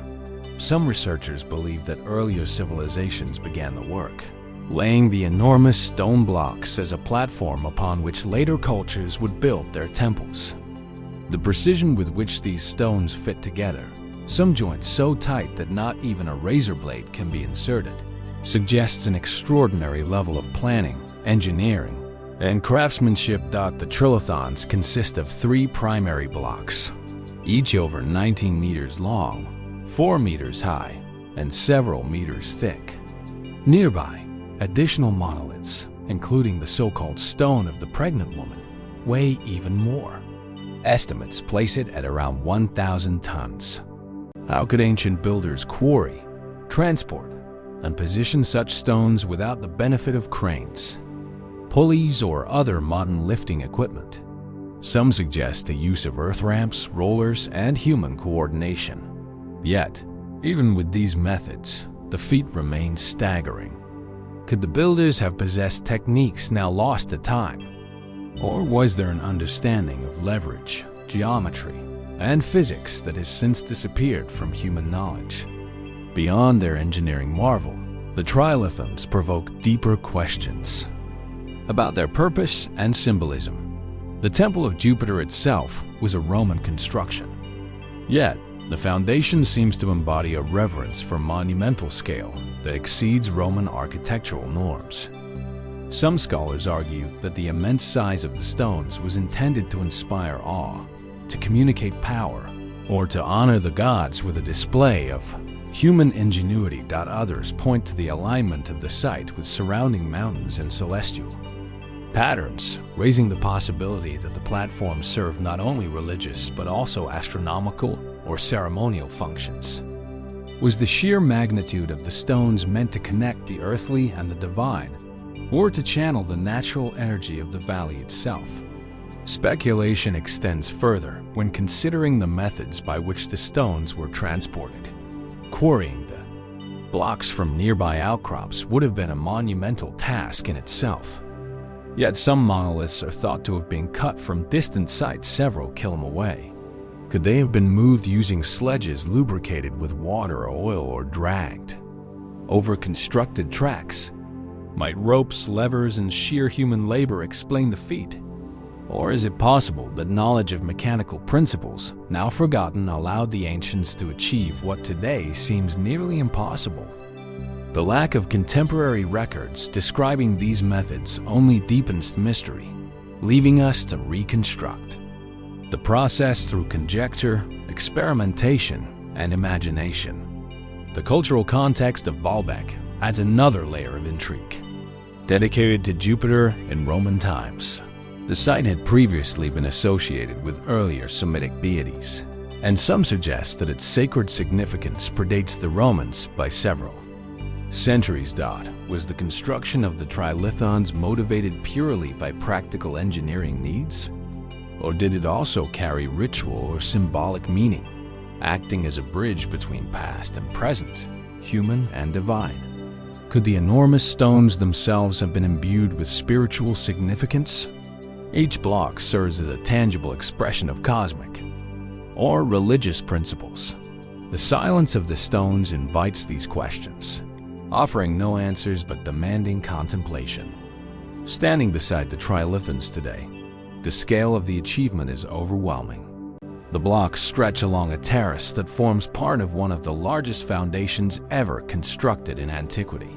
Shadows cast by the setting sun accentuate their mass, and the wind carries the faint dust and echoes of a civilization long vanished. One can almost imagine the laborers, engineers, and priests of ancient Baalbek coordinating immense projects, planning every detail, and striving to create something that would endure millennia. And endure they have, leaving behind a structure that defies easy understanding, a testament to both ambition and mystery. Despite extensive study, the triathons continue to challenge scholars. Modern technology, from laser scanning to 3D modeling, has revealed the extraordinary precision of each block. Yet the methods and motivations behind their construction remain speculative. Were the builders pioneers of an engineering tradition lost to history? Or did they operate within the constraints of their environment in ways we have yet to fully appreciate? And what was the intended message for those who approached the temple? Did the sheer scale inspire reverence, fear, or a sense of cosmic connection? The Baalbek trilithons are more than stone. They are a puzzle, a monumental question, posed across time. They stand at the intersection of history, engineering, and human curiosity, silently, daring us to reconsider what ancient civilizations were capable of. As the sun sinks behind the mountains, casting long shadows over the colossal blocks, one is left to wonder what knowledge, techniques, or intentions lie hidden within these stones, lost to the ages, and how much more might remain buried beneath the foundations, waiting for those patient enough to uncover. The secrets of Baalbek.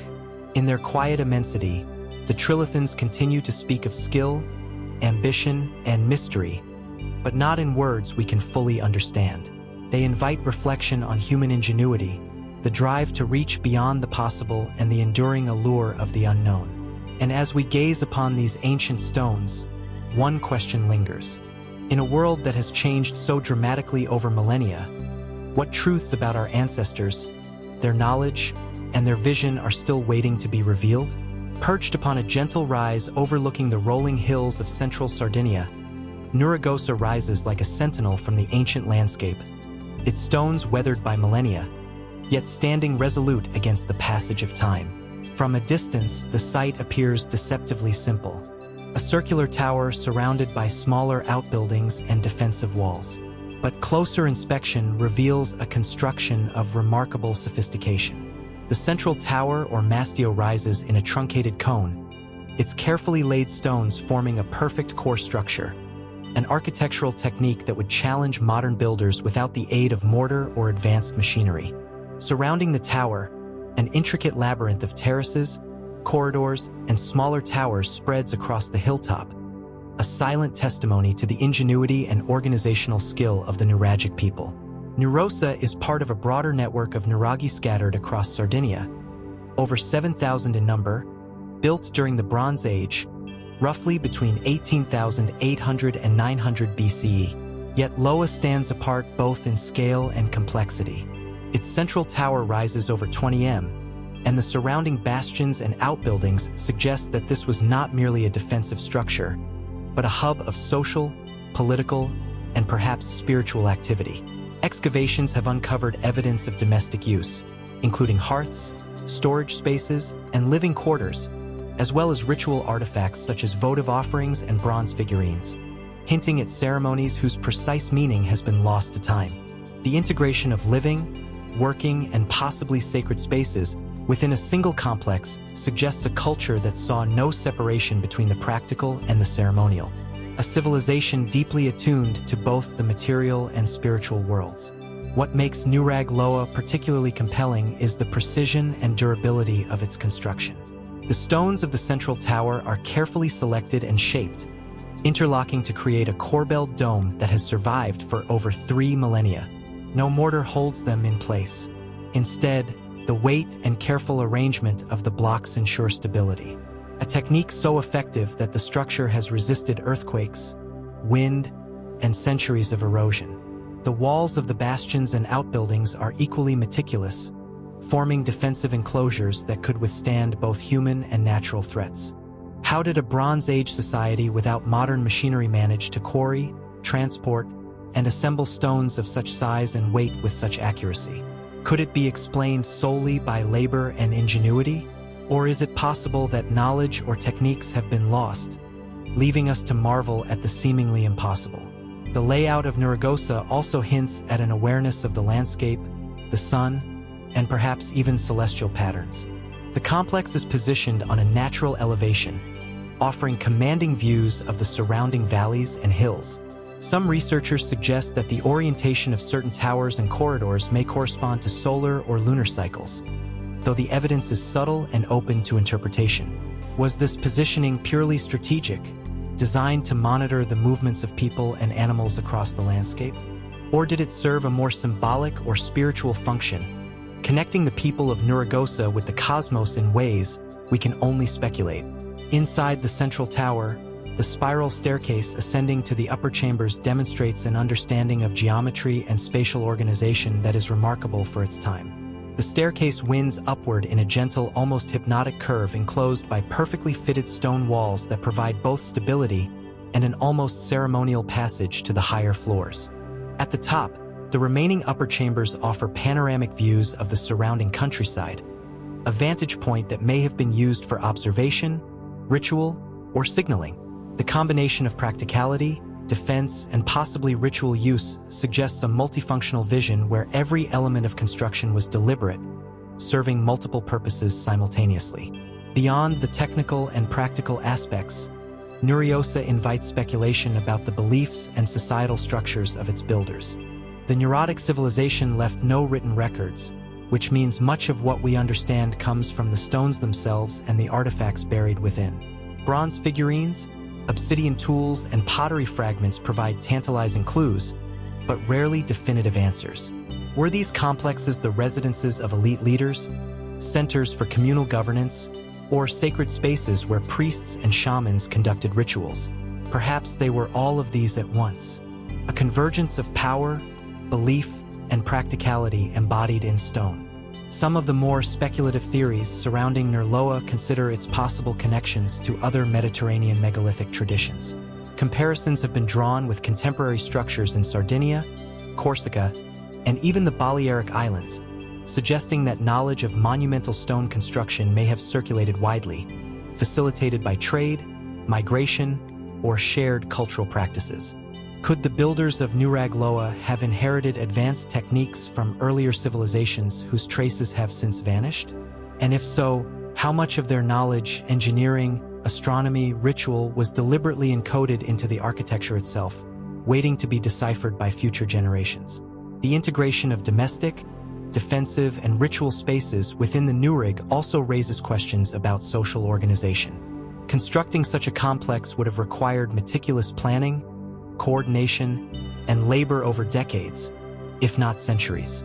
Was there a centralized authority overseeing the work, or did communal collaboration drive the construction? How did the society organize its workforce, allocate resources, and transmit technical knowledge from one generation to the next? Each unanswered question deepens the mystery, leaving Nuraghe not merely as a monument of stone, but as a reflection of a society whose sophistication may have exceeded our assumptions about Bronze Age cultures. As one walks the terraces and corridors today, the human scale is almost lost to the monumental architecture. The wind sweeps across the hilltops, rustling through low shrubs and wild grasses, carrying the faint scent of earth and limestone. Shadows stretch across the walls, accentuating the precision of the stonework, the smooth corbelled surfaces, and the delicate interlocking of massive blocks. In this quiet open space, it is easy to feel both awe and a subtle disquiet, as if the site itself is aware of the questions it raises, offering glimpses but withholding full comprehension. Modern research has revealed hidden chambers and terraces that were previously obscured, suggesting that Nuraghe's complexity may be even greater than once thought. Advanced surveying, aerial imaging, and 3D modeling continue to uncover new details, revealing subtle alignments, stairways, and enclosures that hint at undiscovered functions. Were these hidden elements used for storage, defense, or ritual? Or could they represent a sophisticated understanding of acoustics, water management, or symbolic spatial relationships within the complex? The evidence remains tantalizingly incomplete, leaving room for both rigorous academic study and imaginative speculation. Nuraghe La endures as both a physical and intellectual challenge. The stones themselves are silent witnesses to a civilization that achieved remarkable feats of engineering, planning, and possibly spiritual expression without leaving written records. They invite reflection on human ingenuity, the ability to transform landscapes into enduring monuments, and the mysteries that persist when knowledge is lost to time. And in their quiet majesty, the nurse challenges us to consider the limits of what we believe ancient civilizations could achieve, and what other secrets might still lie hidden, waiting to be uncovered by those willing to explore, measure, and wonder. As the sun begins to set, casting a warm golden glow over the central tower and surrounding terraces, the scale, precision, and mystery of Nuraghe become all the more palpable. Each stone is a message across the millennia, a fragment of human thought, skill, and ambition preserved in limestone. And yet, despite centuries of study, so much remains unanswered. How were these stones quarried, transported, and precisely placed? What were the hidden terraces truly for? And how did they integrate with the social, spiritual, and practical life of the Nuraghe people? And most compelling of all, what other knowledge, practices, or beliefs lie buried beneath the stones, waiting for discovery? In the enduring silence of Nuraghe La, one is reminded that the past often speaks most clearly not through words, but through structures, landscapes, and the quiet persistence of human endeavor. It is here, amid terraces, towers, and hidden chambers, that the intersection of ingenuity, mystery, and the human desire to reach beyond the possible becomes palpable. And as the shadows lengthen over the Sardinian hills, we are left with the profound realization that Nuraghe La is not just a monument. It is a question suspended in time, inviting us to ponder what secrets may still be hidden within its enduring stone walls. High in the rugged forested hills of the Orisha Mountains, the ruins of Sarma Gatusareya emerge from the mist like echoes of a lost civilization. The site, once the thriving capital of the Dene Kingdom, perches atop a strategic plateau, commanding sweeping views of the surrounding valleys and peaks. From a distance, the stone foundations and circular enclosures are barely distinguishable among the dense vegetation. Yet, as one approaches, the complexity of the settlement becomes apparent. Here, terraces, walls, and sanctuaries interweave with the natural landscape, forming an intricate tapestry of human ingenuity and adaptation. Every stone seems deliberate, every curve and alignment a carefully considered choice, leaving an impression of both purpose and mystery. Sarma's Gatusareya flourished during the 1st century BCE through the 1st century CE, serving as the political, religious, and military heart of the Dene people. Archaeological studies reveal a sophisticated urban plan with defensive walls encircling terraces that house dwellings, workshops, and sacred spaces. At the center lies the complex of circular sanctuaries, stone rings, and altars whose arrangement continues to captivate scholars. Some circles are perfectly concentric, others radiate outward, forming patterns that may have served both ceremonial and astronomical purposes. The precision with which these structures were constructed without the aid of mortar and their enduring stability amid the mountain terrain speak volumes about the skill, knowledge, and vision of the Dien. Walking among the ruins, it is striking how the natural and constructed elements blend seamlessly. Terraces cut into the mountainside form platforms for dwellings and ritual spaces, while dry stone walls stabilize the slopes and frame pathways leading from one sacred circle to another. The construction appears to follow the contours of the land, emphasizing both function and symbolism. Could the alignment of these terraces, walls, and sanctuaries have been influenced by celestial observations tracking the sun, moon, or stars? Some researchers argue that the circular sanctuaries functioned as observatories with openings and placements marking seasonal or solar events. Yet much remains speculative. Without written records from the builders themselves, we are left to interpret the site through its geometry, orientation, and the artifacts discovered within. The stone circles themselves remain among the most compelling features of Sarma Gatusareya. Each is composed of carefully shaped stone blocks arranged in concentric patterns around a central altar or focal point. The largest of these enclosures measures over 30 m in diameter, and the precision with which the stones were placed has led some researchers to suggest that advanced surveying techniques were employed. Were these structures purely ceremonial spaces for religious rites and offerings? Or might they have encoded astronomical knowledge tracking the movements of celestial bodies and the changing seasons? The answer is elusive. As the Dien left no written records of their cosmology or rituals, archaeological evidence provides tantalizing clues, but no definitive answers. Excavations have uncovered altars, ceramic fragments, bronze artifacts, and traces of fire, suggesting that these sanctuaries were used for complex rituals, possibly involving offerings to the gods or veneration of ancestors. Some researchers note that the placement of certain stones align with distant mountain peaks, hinting at a symbolic or energetic connection between the sacred structures and the surrounding landscape. Could the Dien have perceived the mountains themselves as living entities integrating the natural environment into their spiritual practices? And if so, How much of that understanding was deliberately encoded in the geometry of their architecture? Beyond the sanctuaries, the fortifications of Sarisagattusa Regia reveal a society acutely aware of both defense and control. Massive stone walls, some reaching over 10 m in height, enclose the terraces, while strategically placed towers and gates dominate the approaches to the plateau. The labor and planning required to construct these fortifications, particularly in such a rugged location, suggest a highly organized society capable of mobilizing large numbers of workers over extended periods. Yet, despite these formidable defenses, the city ultimately fell to the Romans in 106 CE. The conquerors documented the site's destruction. Yet, they too were left with questions about the ingenuity of the Dean's construction methods. How did they move and position massive stones across steep, uneven terrain? What tools or techniques allowed such precise placement without modern machinery? Speculation about the site extends beyond engineering marvels to the symbolic and possibly mystical. Some scholars suggest that the circular sanctuaries and terraces could have served as ritual observatories designed to align with solstices, equinoxes, or lunar cycles. Others have proposed that the concentric circles encode numerological or cosmological principles, hinting at a sophisticated understanding of mathematics, astronomy, or spiritual philosophy. The precision of construction combined with the apparent integration of natural features lends credence to the idea that Sarisagattusa Reia was not merely a city, but a carefully conceived reflection of Diayan cosmology, a space where the terrestrial and celestial realms intersected. As one wanders through the ruins today, the site exudes a palpable sense of mystery. The wind rustles through the trees, carrying the faint scent of earth and stone, while sunlight shifts across the terraces, illuminating portions of the walls and circles in fleeting patterns.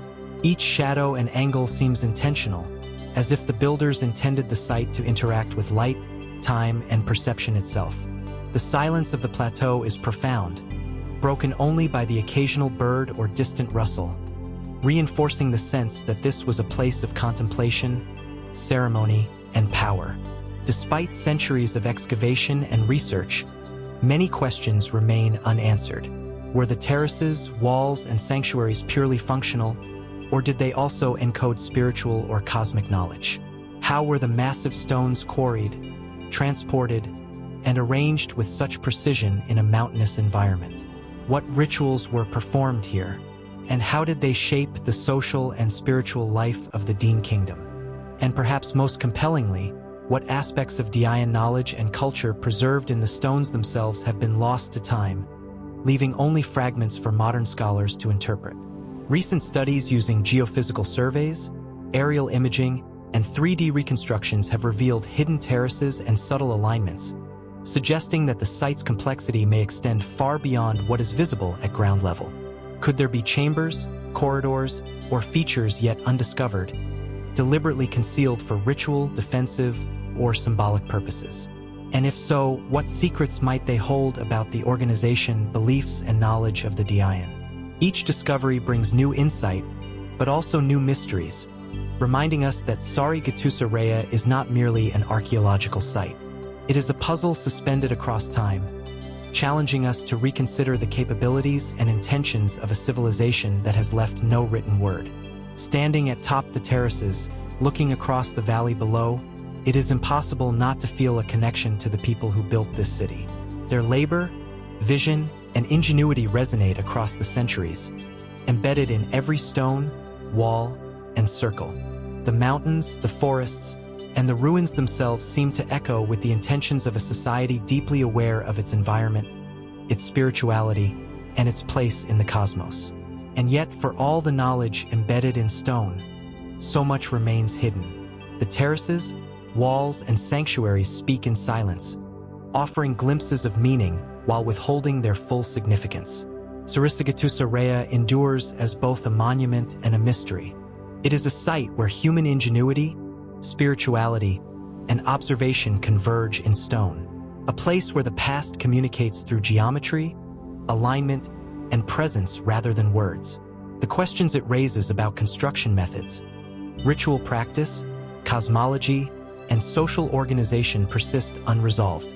And in that persistence lies the enduring fascination of Ceres Gattusa Regia, a city that invites us to look beyond the visible, to consider what knowledge has been preserved in stone, and to wonder what else might still lie hidden, waiting to be discovered by those patient enough to seek it.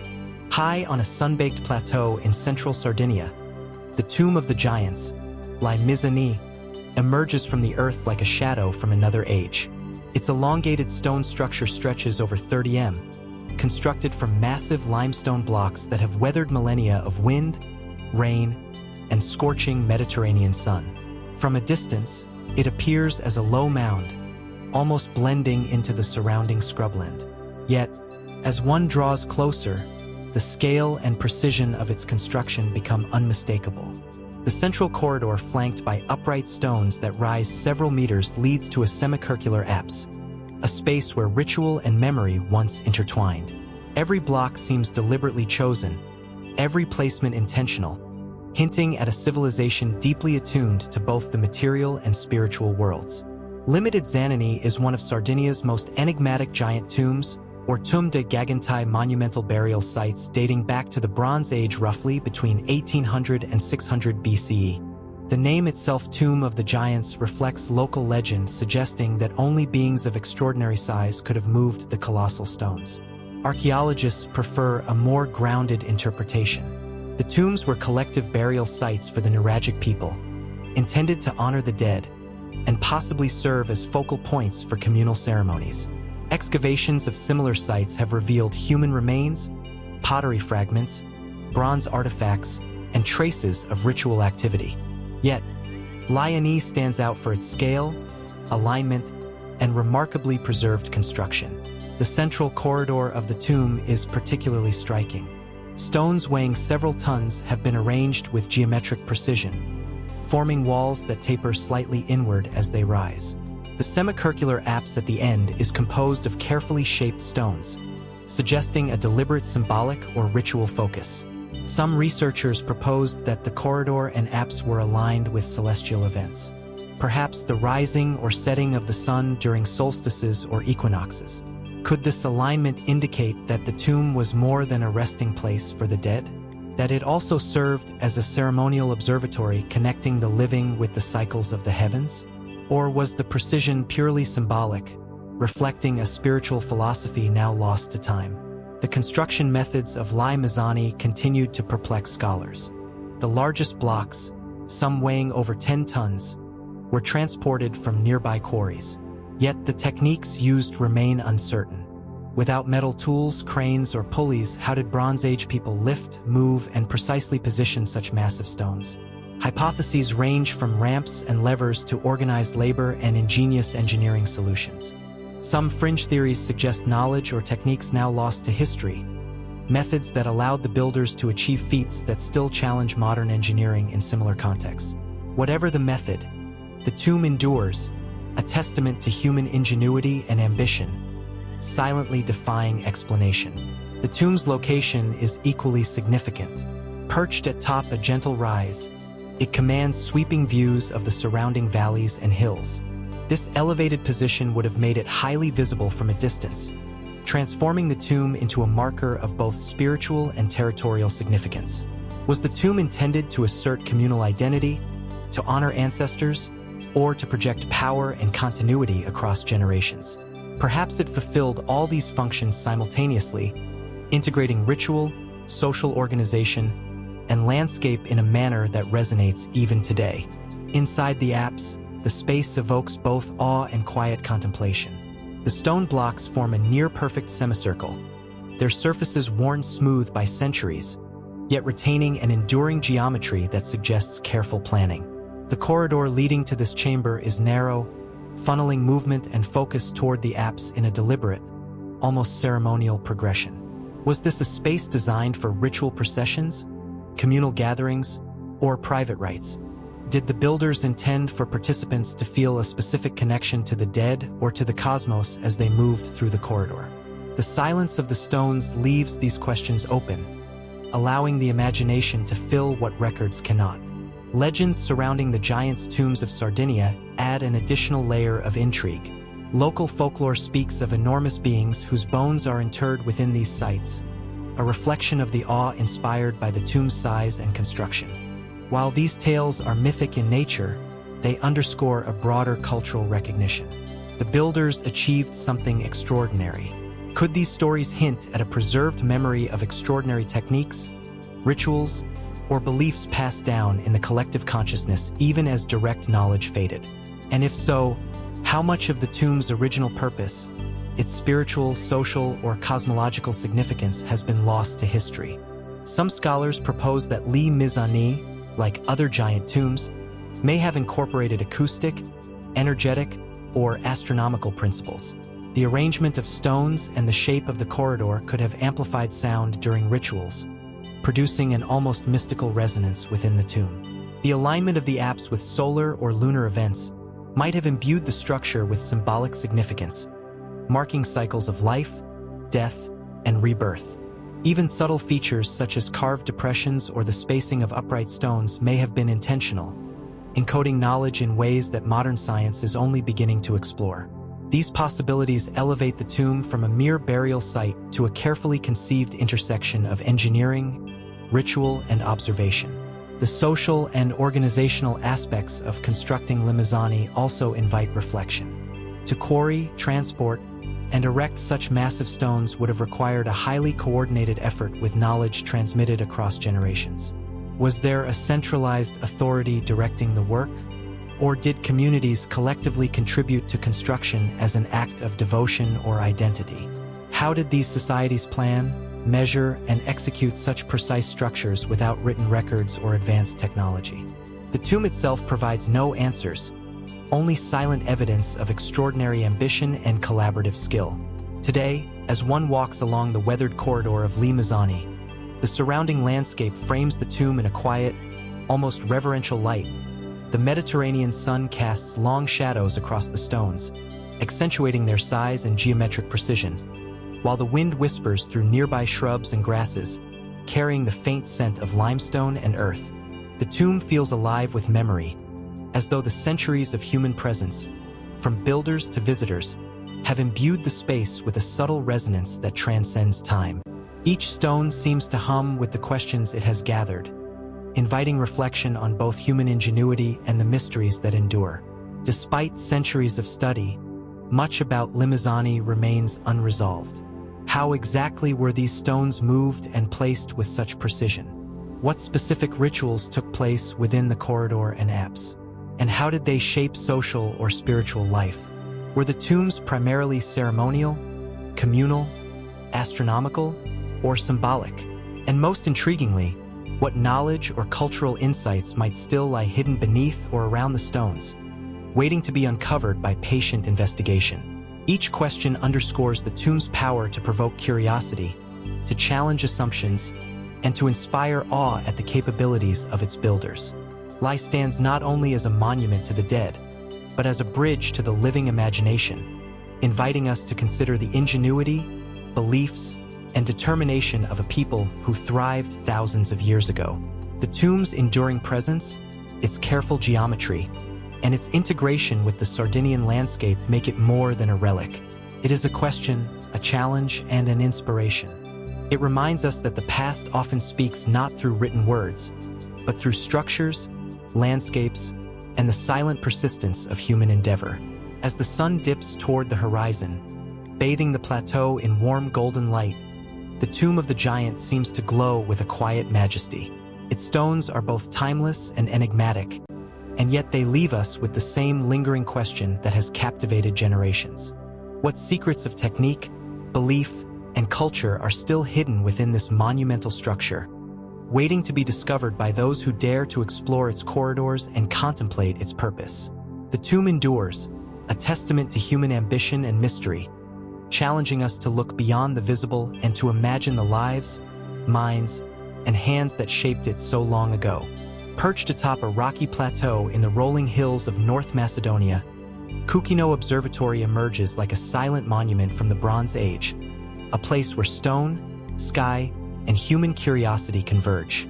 The site is rugged and windswept, a natural outcrop of basalt and granite, punctuated by irregular terraces, boulders, and flat observation points.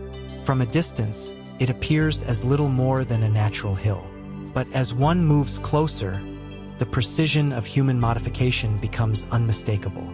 Carved stones, subtle alignments, and sun-worn markers reveal a site that was not chosen at random.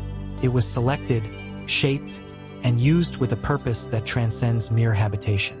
The plateau itself seems to invite reflection, as if it were always meant to be a stage where humans could measure, observe, and interact with the heavens. Kokino dates back to the Bronze Age, approximately 1800 BCE, making it one of the oldest known observatories in Europe. Archaeologists have identified carefully arranged stone markers, rock cutouts, and terraces that suggest this was a site of astronomical observation. From these elevated points, the movement of the sun, moon, and possibly the stars could be tracked across the horizon, enabling the calculation of solstices, equinoxes, and lunar cycles. But what is striking is not merely the technical achievement, but the level of precision achieved by a culture long considered prehistoric. How did Bronze Age observers without telescopes, instruments, or written records develop the knowledge and methods necessary to track celestial cycles with such accuracy? The layout of Kokino is intriguing. Several naturally elevated points appear to have been deliberately shaped to align with solar events. On the summer solstice, for example, the rising sun appears over a distant peak when viewed from a specific stone marker, a phenomenon likely used to mark the passage of the year. Similarly, moonrise and moonset points seem to be referenced in other alignments. These deliberate placements suggest a deep understanding of astronomical patterns.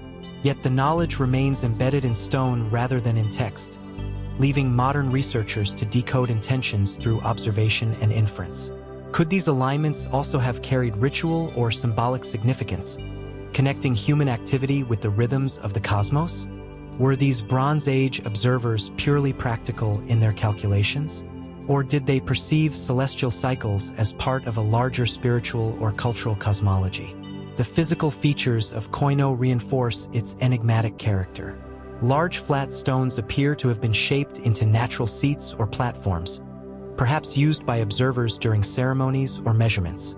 Some terraces exhibit signs of repeated use, their surfaces smoothed by centuries of human presence. Other rocks bear carvings or cup marks, circular depressions that some researchers suggest may have functioned as sighting devices, markers, or symbolic motifs. The exact purpose of these cup marks is uncertain, but their presence hints at a level of sophistication and ritualization beyond mere observation. Could they have been used to measure angles or distances? Or were they purely symbolic, representing celestial bodies, cycles, or deities? Kokino also raises questions about the society that constructed it. Building such an observatory would have required not only knowledge but coordination, planning, and labor. The Bronze Age communities of the region left no written records. And yet the complexity of Kokino implies an organized effort, perhaps overseen by priests, astronomers, or community leaders with specialized knowledge. How was this knowledge transmitted from one generation to the next? Were there schools of observation, oral traditions, or apprenticeships that ensured continuity? And what motivated these people to devote such care and effort to the alignment of stone and sky? The answers are elusive, as the stones themselves preserve no language, only purpose and presence. Perched atop a rocky plateau in the rolling hills of North Macedonia, Kokino Observatory emerges like a silent monument from the Bronze Age, a place where stone, sky, and human curiosity converge. The site is rugged and windswept, a natural outcrop of basalt and granite, punctuated by irregular terraces, boulders, and flat observation points. From a distance, it appears as little more than a natural hill. But as one moves closer, the precision of human modification becomes unmistakable. Carved stones, subtle alignments, and sun-worn markers reveal a site that was not chosen at random. It was selected, shaped, and used with a purpose that transcends mere habitation. The plateau itself seems to invite reflection, as if it were always meant to be a stage where humans could measure, observe, and interact with the heavens. Kokino dates back to the Bronze Age, approximately 1800 BCE, making it one of the oldest known observatories in Europe. Archaeologists have identified carefully arranged stone markers, rock cutouts, and terraces that suggest this was a site of astronomical observation. From these elevated points, the movement of the sun, moon, and possibly the stars could be tracked across the horizon, enabling the calculation of solstices, equinoxes, and lunar cycles. But what is striking is not merely the technical achievement, but the level of precision achieved by a culture long considered prehistoric. How did Bronze Age observers without telescopes, instruments, or written records develop the knowledge and methods necessary to track celestial cycles with such accuracy? The layout of Kokino is intriguing. Several naturally elevated points appear to have been deliberately shaped to align with solar events. On the summer solstice, for example, the rising sun appears over a distant peak when viewed from a specific stone marker, a phenomenon likely used to mark the passage of the year. Similarly, moonrise and moonset points seem to be referenced in other alignments. These deliberate placements suggest a deep understanding of astronomical patterns. Yet the knowledge remains embedded in stone rather than in text, leaving modern researchers to decode intentions through observation and inference. Could these alignments also have carried ritual or symbolic significance, connecting human activity with the rhythms of the cosmos? Were these Bronze Age observers purely practical in their calculations? Or did they perceive celestial cycles as part of a larger spiritual or cultural cosmology? The physical features of Kokino reinforce its enigmatic character. Large flat stones appear to have been shaped into natural seats or platforms, perhaps used by observers during ceremonies or measurements. Some terraces exhibit signs of repeated use, their surfaces smoothed by centuries of human presence. Other rocks bear carvings or cup marks, circular depressions that some researchers suggest may have functioned as sighting devices, markers, or symbolic motifs. The exact purpose of these cup marks is uncertain, but their presence hints at a level of sophistication and ritualization beyond mere observation. Could they have been used to measure angles or distances? Or were they purely symbolic, representing celestial bodies, cycles, or deities? Kokino also raises questions about the society that constructed it. Building such an observatory would have required not only knowledge but coordination, planning, and labor. The Bronze Age communities of the region left no written records. And yet the complexity of Kokino implies an organized effort, perhaps overseen by priests, astronomers, or community leaders with specialized knowledge. How was this knowledge transmitted from one generation to the next? Were there schools of observation, oral traditions, or apprenticeships that ensured continuity? And what motivated these people to devote such care and effort to the alignment of stone and sky? The answers are elusive, as the stones themselves preserve no language, only purpose and presence. From the silence of earlier ruins, the journey continues northward into the cloud-draped highlands of Peru, where the Andes rise not in sharp peaks, but in vast green folds that seem to breathe with the mist itself. Here, above deep river valleys and forests that rarely reveal their depths, stone walls emerge from the fog as if summoned by memory rather than mortar. This is Kuélap, a fortress not perched upon a mountain, but becoming one. At first sight, Kuélap does not announce itself. There are no polished plazas or towering monoliths visible from afar. Instead, there is an immense limestone platform stretching along a ridge nearly 3,000 m above sea level. Its outer walls rise abruptly up to 20 m high in places, forming a continuous barrier of stone that wraps around the summit like a geological afterthought. The mist moves slowly across its surface, softening edges, obscuring scale. Only when the clouds part does the full enormity become clear. This is not a single structure but an enclosed stone city. Inside the walls lie more than 400 circular buildings tightly packed, many adorned with geometric friezes, zigzags, diamonds, and stepped patterns carved directly into the stone. Narrow passageways wind between them, some intentionally constricted, forcing visitors to move single file. Above, the sky feels close, heavy with moisture. Below, the valleys drop away into nothingness. Who built this place and why at such cost in such isolation? Kuélap is attributed to the Chachapoya culture, often referred to as the people of the clouds. Flourishing roughly between the 6th and 15th centuries CE, The Chachapoas occupied a region that defied easy conquest, steep terrain, unpredictable weather, and dense cloud forests. Spanish chroniclers later described them as fierce, resistant, and culturally distinct from the Inca, even after being absorbed into the expanding empire. Yet, Kuélap challenges simple narratives. The sheer scale of its construction is staggering. Estimates suggest that more stone was used here than at Machu Picchu. Massive limestone blocks, some weighing several tons, were quarried, shaped, and transported to the ridge without the use of metal tools, wheeled vehicles, or draft animals.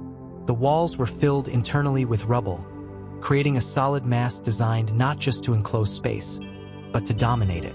Mainstream archaeology identifies Kuélap as a fortified settlement, part defensive stronghold, part ceremonial center. The narrow entrances, angled corridors, and elevated positions support this view. From above, the site commands strategic visibility across the surrounding valleys, ideal for monitoring movement and controlling territory. But the evidence is not entirely comfortable with the label of fortress. There are no clear signs of prolonged siege, no stockpiles of weapons, no extensive damage from attacks. The circular dwellings, many of which appear domestic, suggest daily life rather than constant military readiness. And the presence of ceremonial structures, such as the Tintorero, a tower-like building with an inverted cone shape, hints at ritual functions whose meanings remain uncertain. If Kuélap was a fortress, it was one that served more than war. Some scholars propose it was a sacred city, a place where power was not merely defended but performed. The friezes adorning the buildings are not decorative in any casual sense. Their patterns are deliberate, repetitive, symbolic. Zigzags may represent serpents or water. Diamonds may encode cosmological beliefs lost to time. In a world where writing was rare or non-existent, stone became language. The city's layout reinforces this idea. Movement within Kuélap is controlled, channeled, constrained. One does not wander freely here. Paths narrow, widen, turn unexpectedly. Visibility shifts. Certain structures occupy elevated positions, suggesting hierarchical access. Some spaces meant for many, others for a few. Who was allowed to pass freely through Kuélap's corridors and who was meant to feel small within them. Beyond its architecture, Kuélap holds quieter, more unsettling mysteries. Excavations have uncovered human remains beneath floors and within walls, burials integrated into living spaces. This was not uncommon in Andean cultures where ancestors were considered active participants in community life. But the scale and placement at Kuélap suggests something more intentional, perhaps protective or symbolic. Were these the honored dead anchoring the city spiritually, or sacrifices sealed into stone to ensure stability and favor from unseen forces? More perplexing still are signs that Kuélap was not built all at once. Radiocarbon dating indicates phases of construction spanning centuries.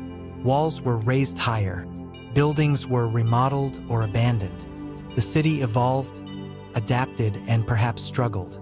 Why continue expanding such a massive complex if its original purpose had been fulfilled? As researchers probed deeper, alternative interpretations began to emerge. Ideas that sit at the edges of academic comfort. Some suggest Kuélap functioned as a refuge during periods of environmental or social upheaval. Others propose it was a center of astronomical observation, aligned with celestial cycles now difficult to reconstruct beneath centuries of cloud and vegetation. There are even more speculative voices, careful, measured, but curious, who question whether the Chachapoas alone account for everything we see. The precision of the masonry, particularly in certain sections of the outer wall, appears inconsistent with other known Chachapo sites. While most structures inside are built from smaller stones, parts of the exterior employ large, carefully fitted blocks with minimal mortar. Could these sections represent an earlier phase inherited and expanded upon by later builders? So, who laid the first stones? Local legends speak of Kuélap as a place older than memory, built by ancestors who knew the mountain. Stories describe the site as living, capable of watching, remembering, even responding. Such accounts are often dismissed as metaphor, yet they persist, passed down through generations that never forgot the presence above them in the clouds. And then there is the question of abandonment. Sometime before the Spanish arrival, Kuélap was largely deserted. There is no single layer of destruction, no dramatic end. Life simply withdrew. The Chachapoyas were eventually conquered by the Inca and later devastated by European diseases. But Quiapo had already begun to fade by then. Why leave such an impregnable place? Environmental factors are one possibility. The region is prone to heavy rains, landslides, and erosion. Maintaining a city of this scale would have required constant labor. Social shifts, changing trade routes, or internal transformations may have made Kuélap obsolete. Yet the silence remains uneasy. Recent technologies, LAR scanning, drone surveys, and advanced mapping have revealed additional structures hidden beneath the forest canopy surrounding Kuélap. Terraces, roads, and satellite settlements suggest the site was part of a much larger network, a cultural landscape rather than an isolated stronghold. This raises new questions. Was Kwa the center of a regional system we have only begun to see? Or was it something more symbolic? A statement carved in stone meant not for expansion, but for permanence. Standing at top of its walls today, as clouds roll in without warning, it is difficult to shake the sense that Kuélap resists complete understanding. Its builders left no written explanation. The stones speak only through form, placement, and absence. Each interpretation fits partially, never fully. Perhaps that is the point. Kuélap does not present itself as a solved equation. It is a question built at a monumental scale. One that asks how much ancient societies truly knew about their world, their environment, and themselves.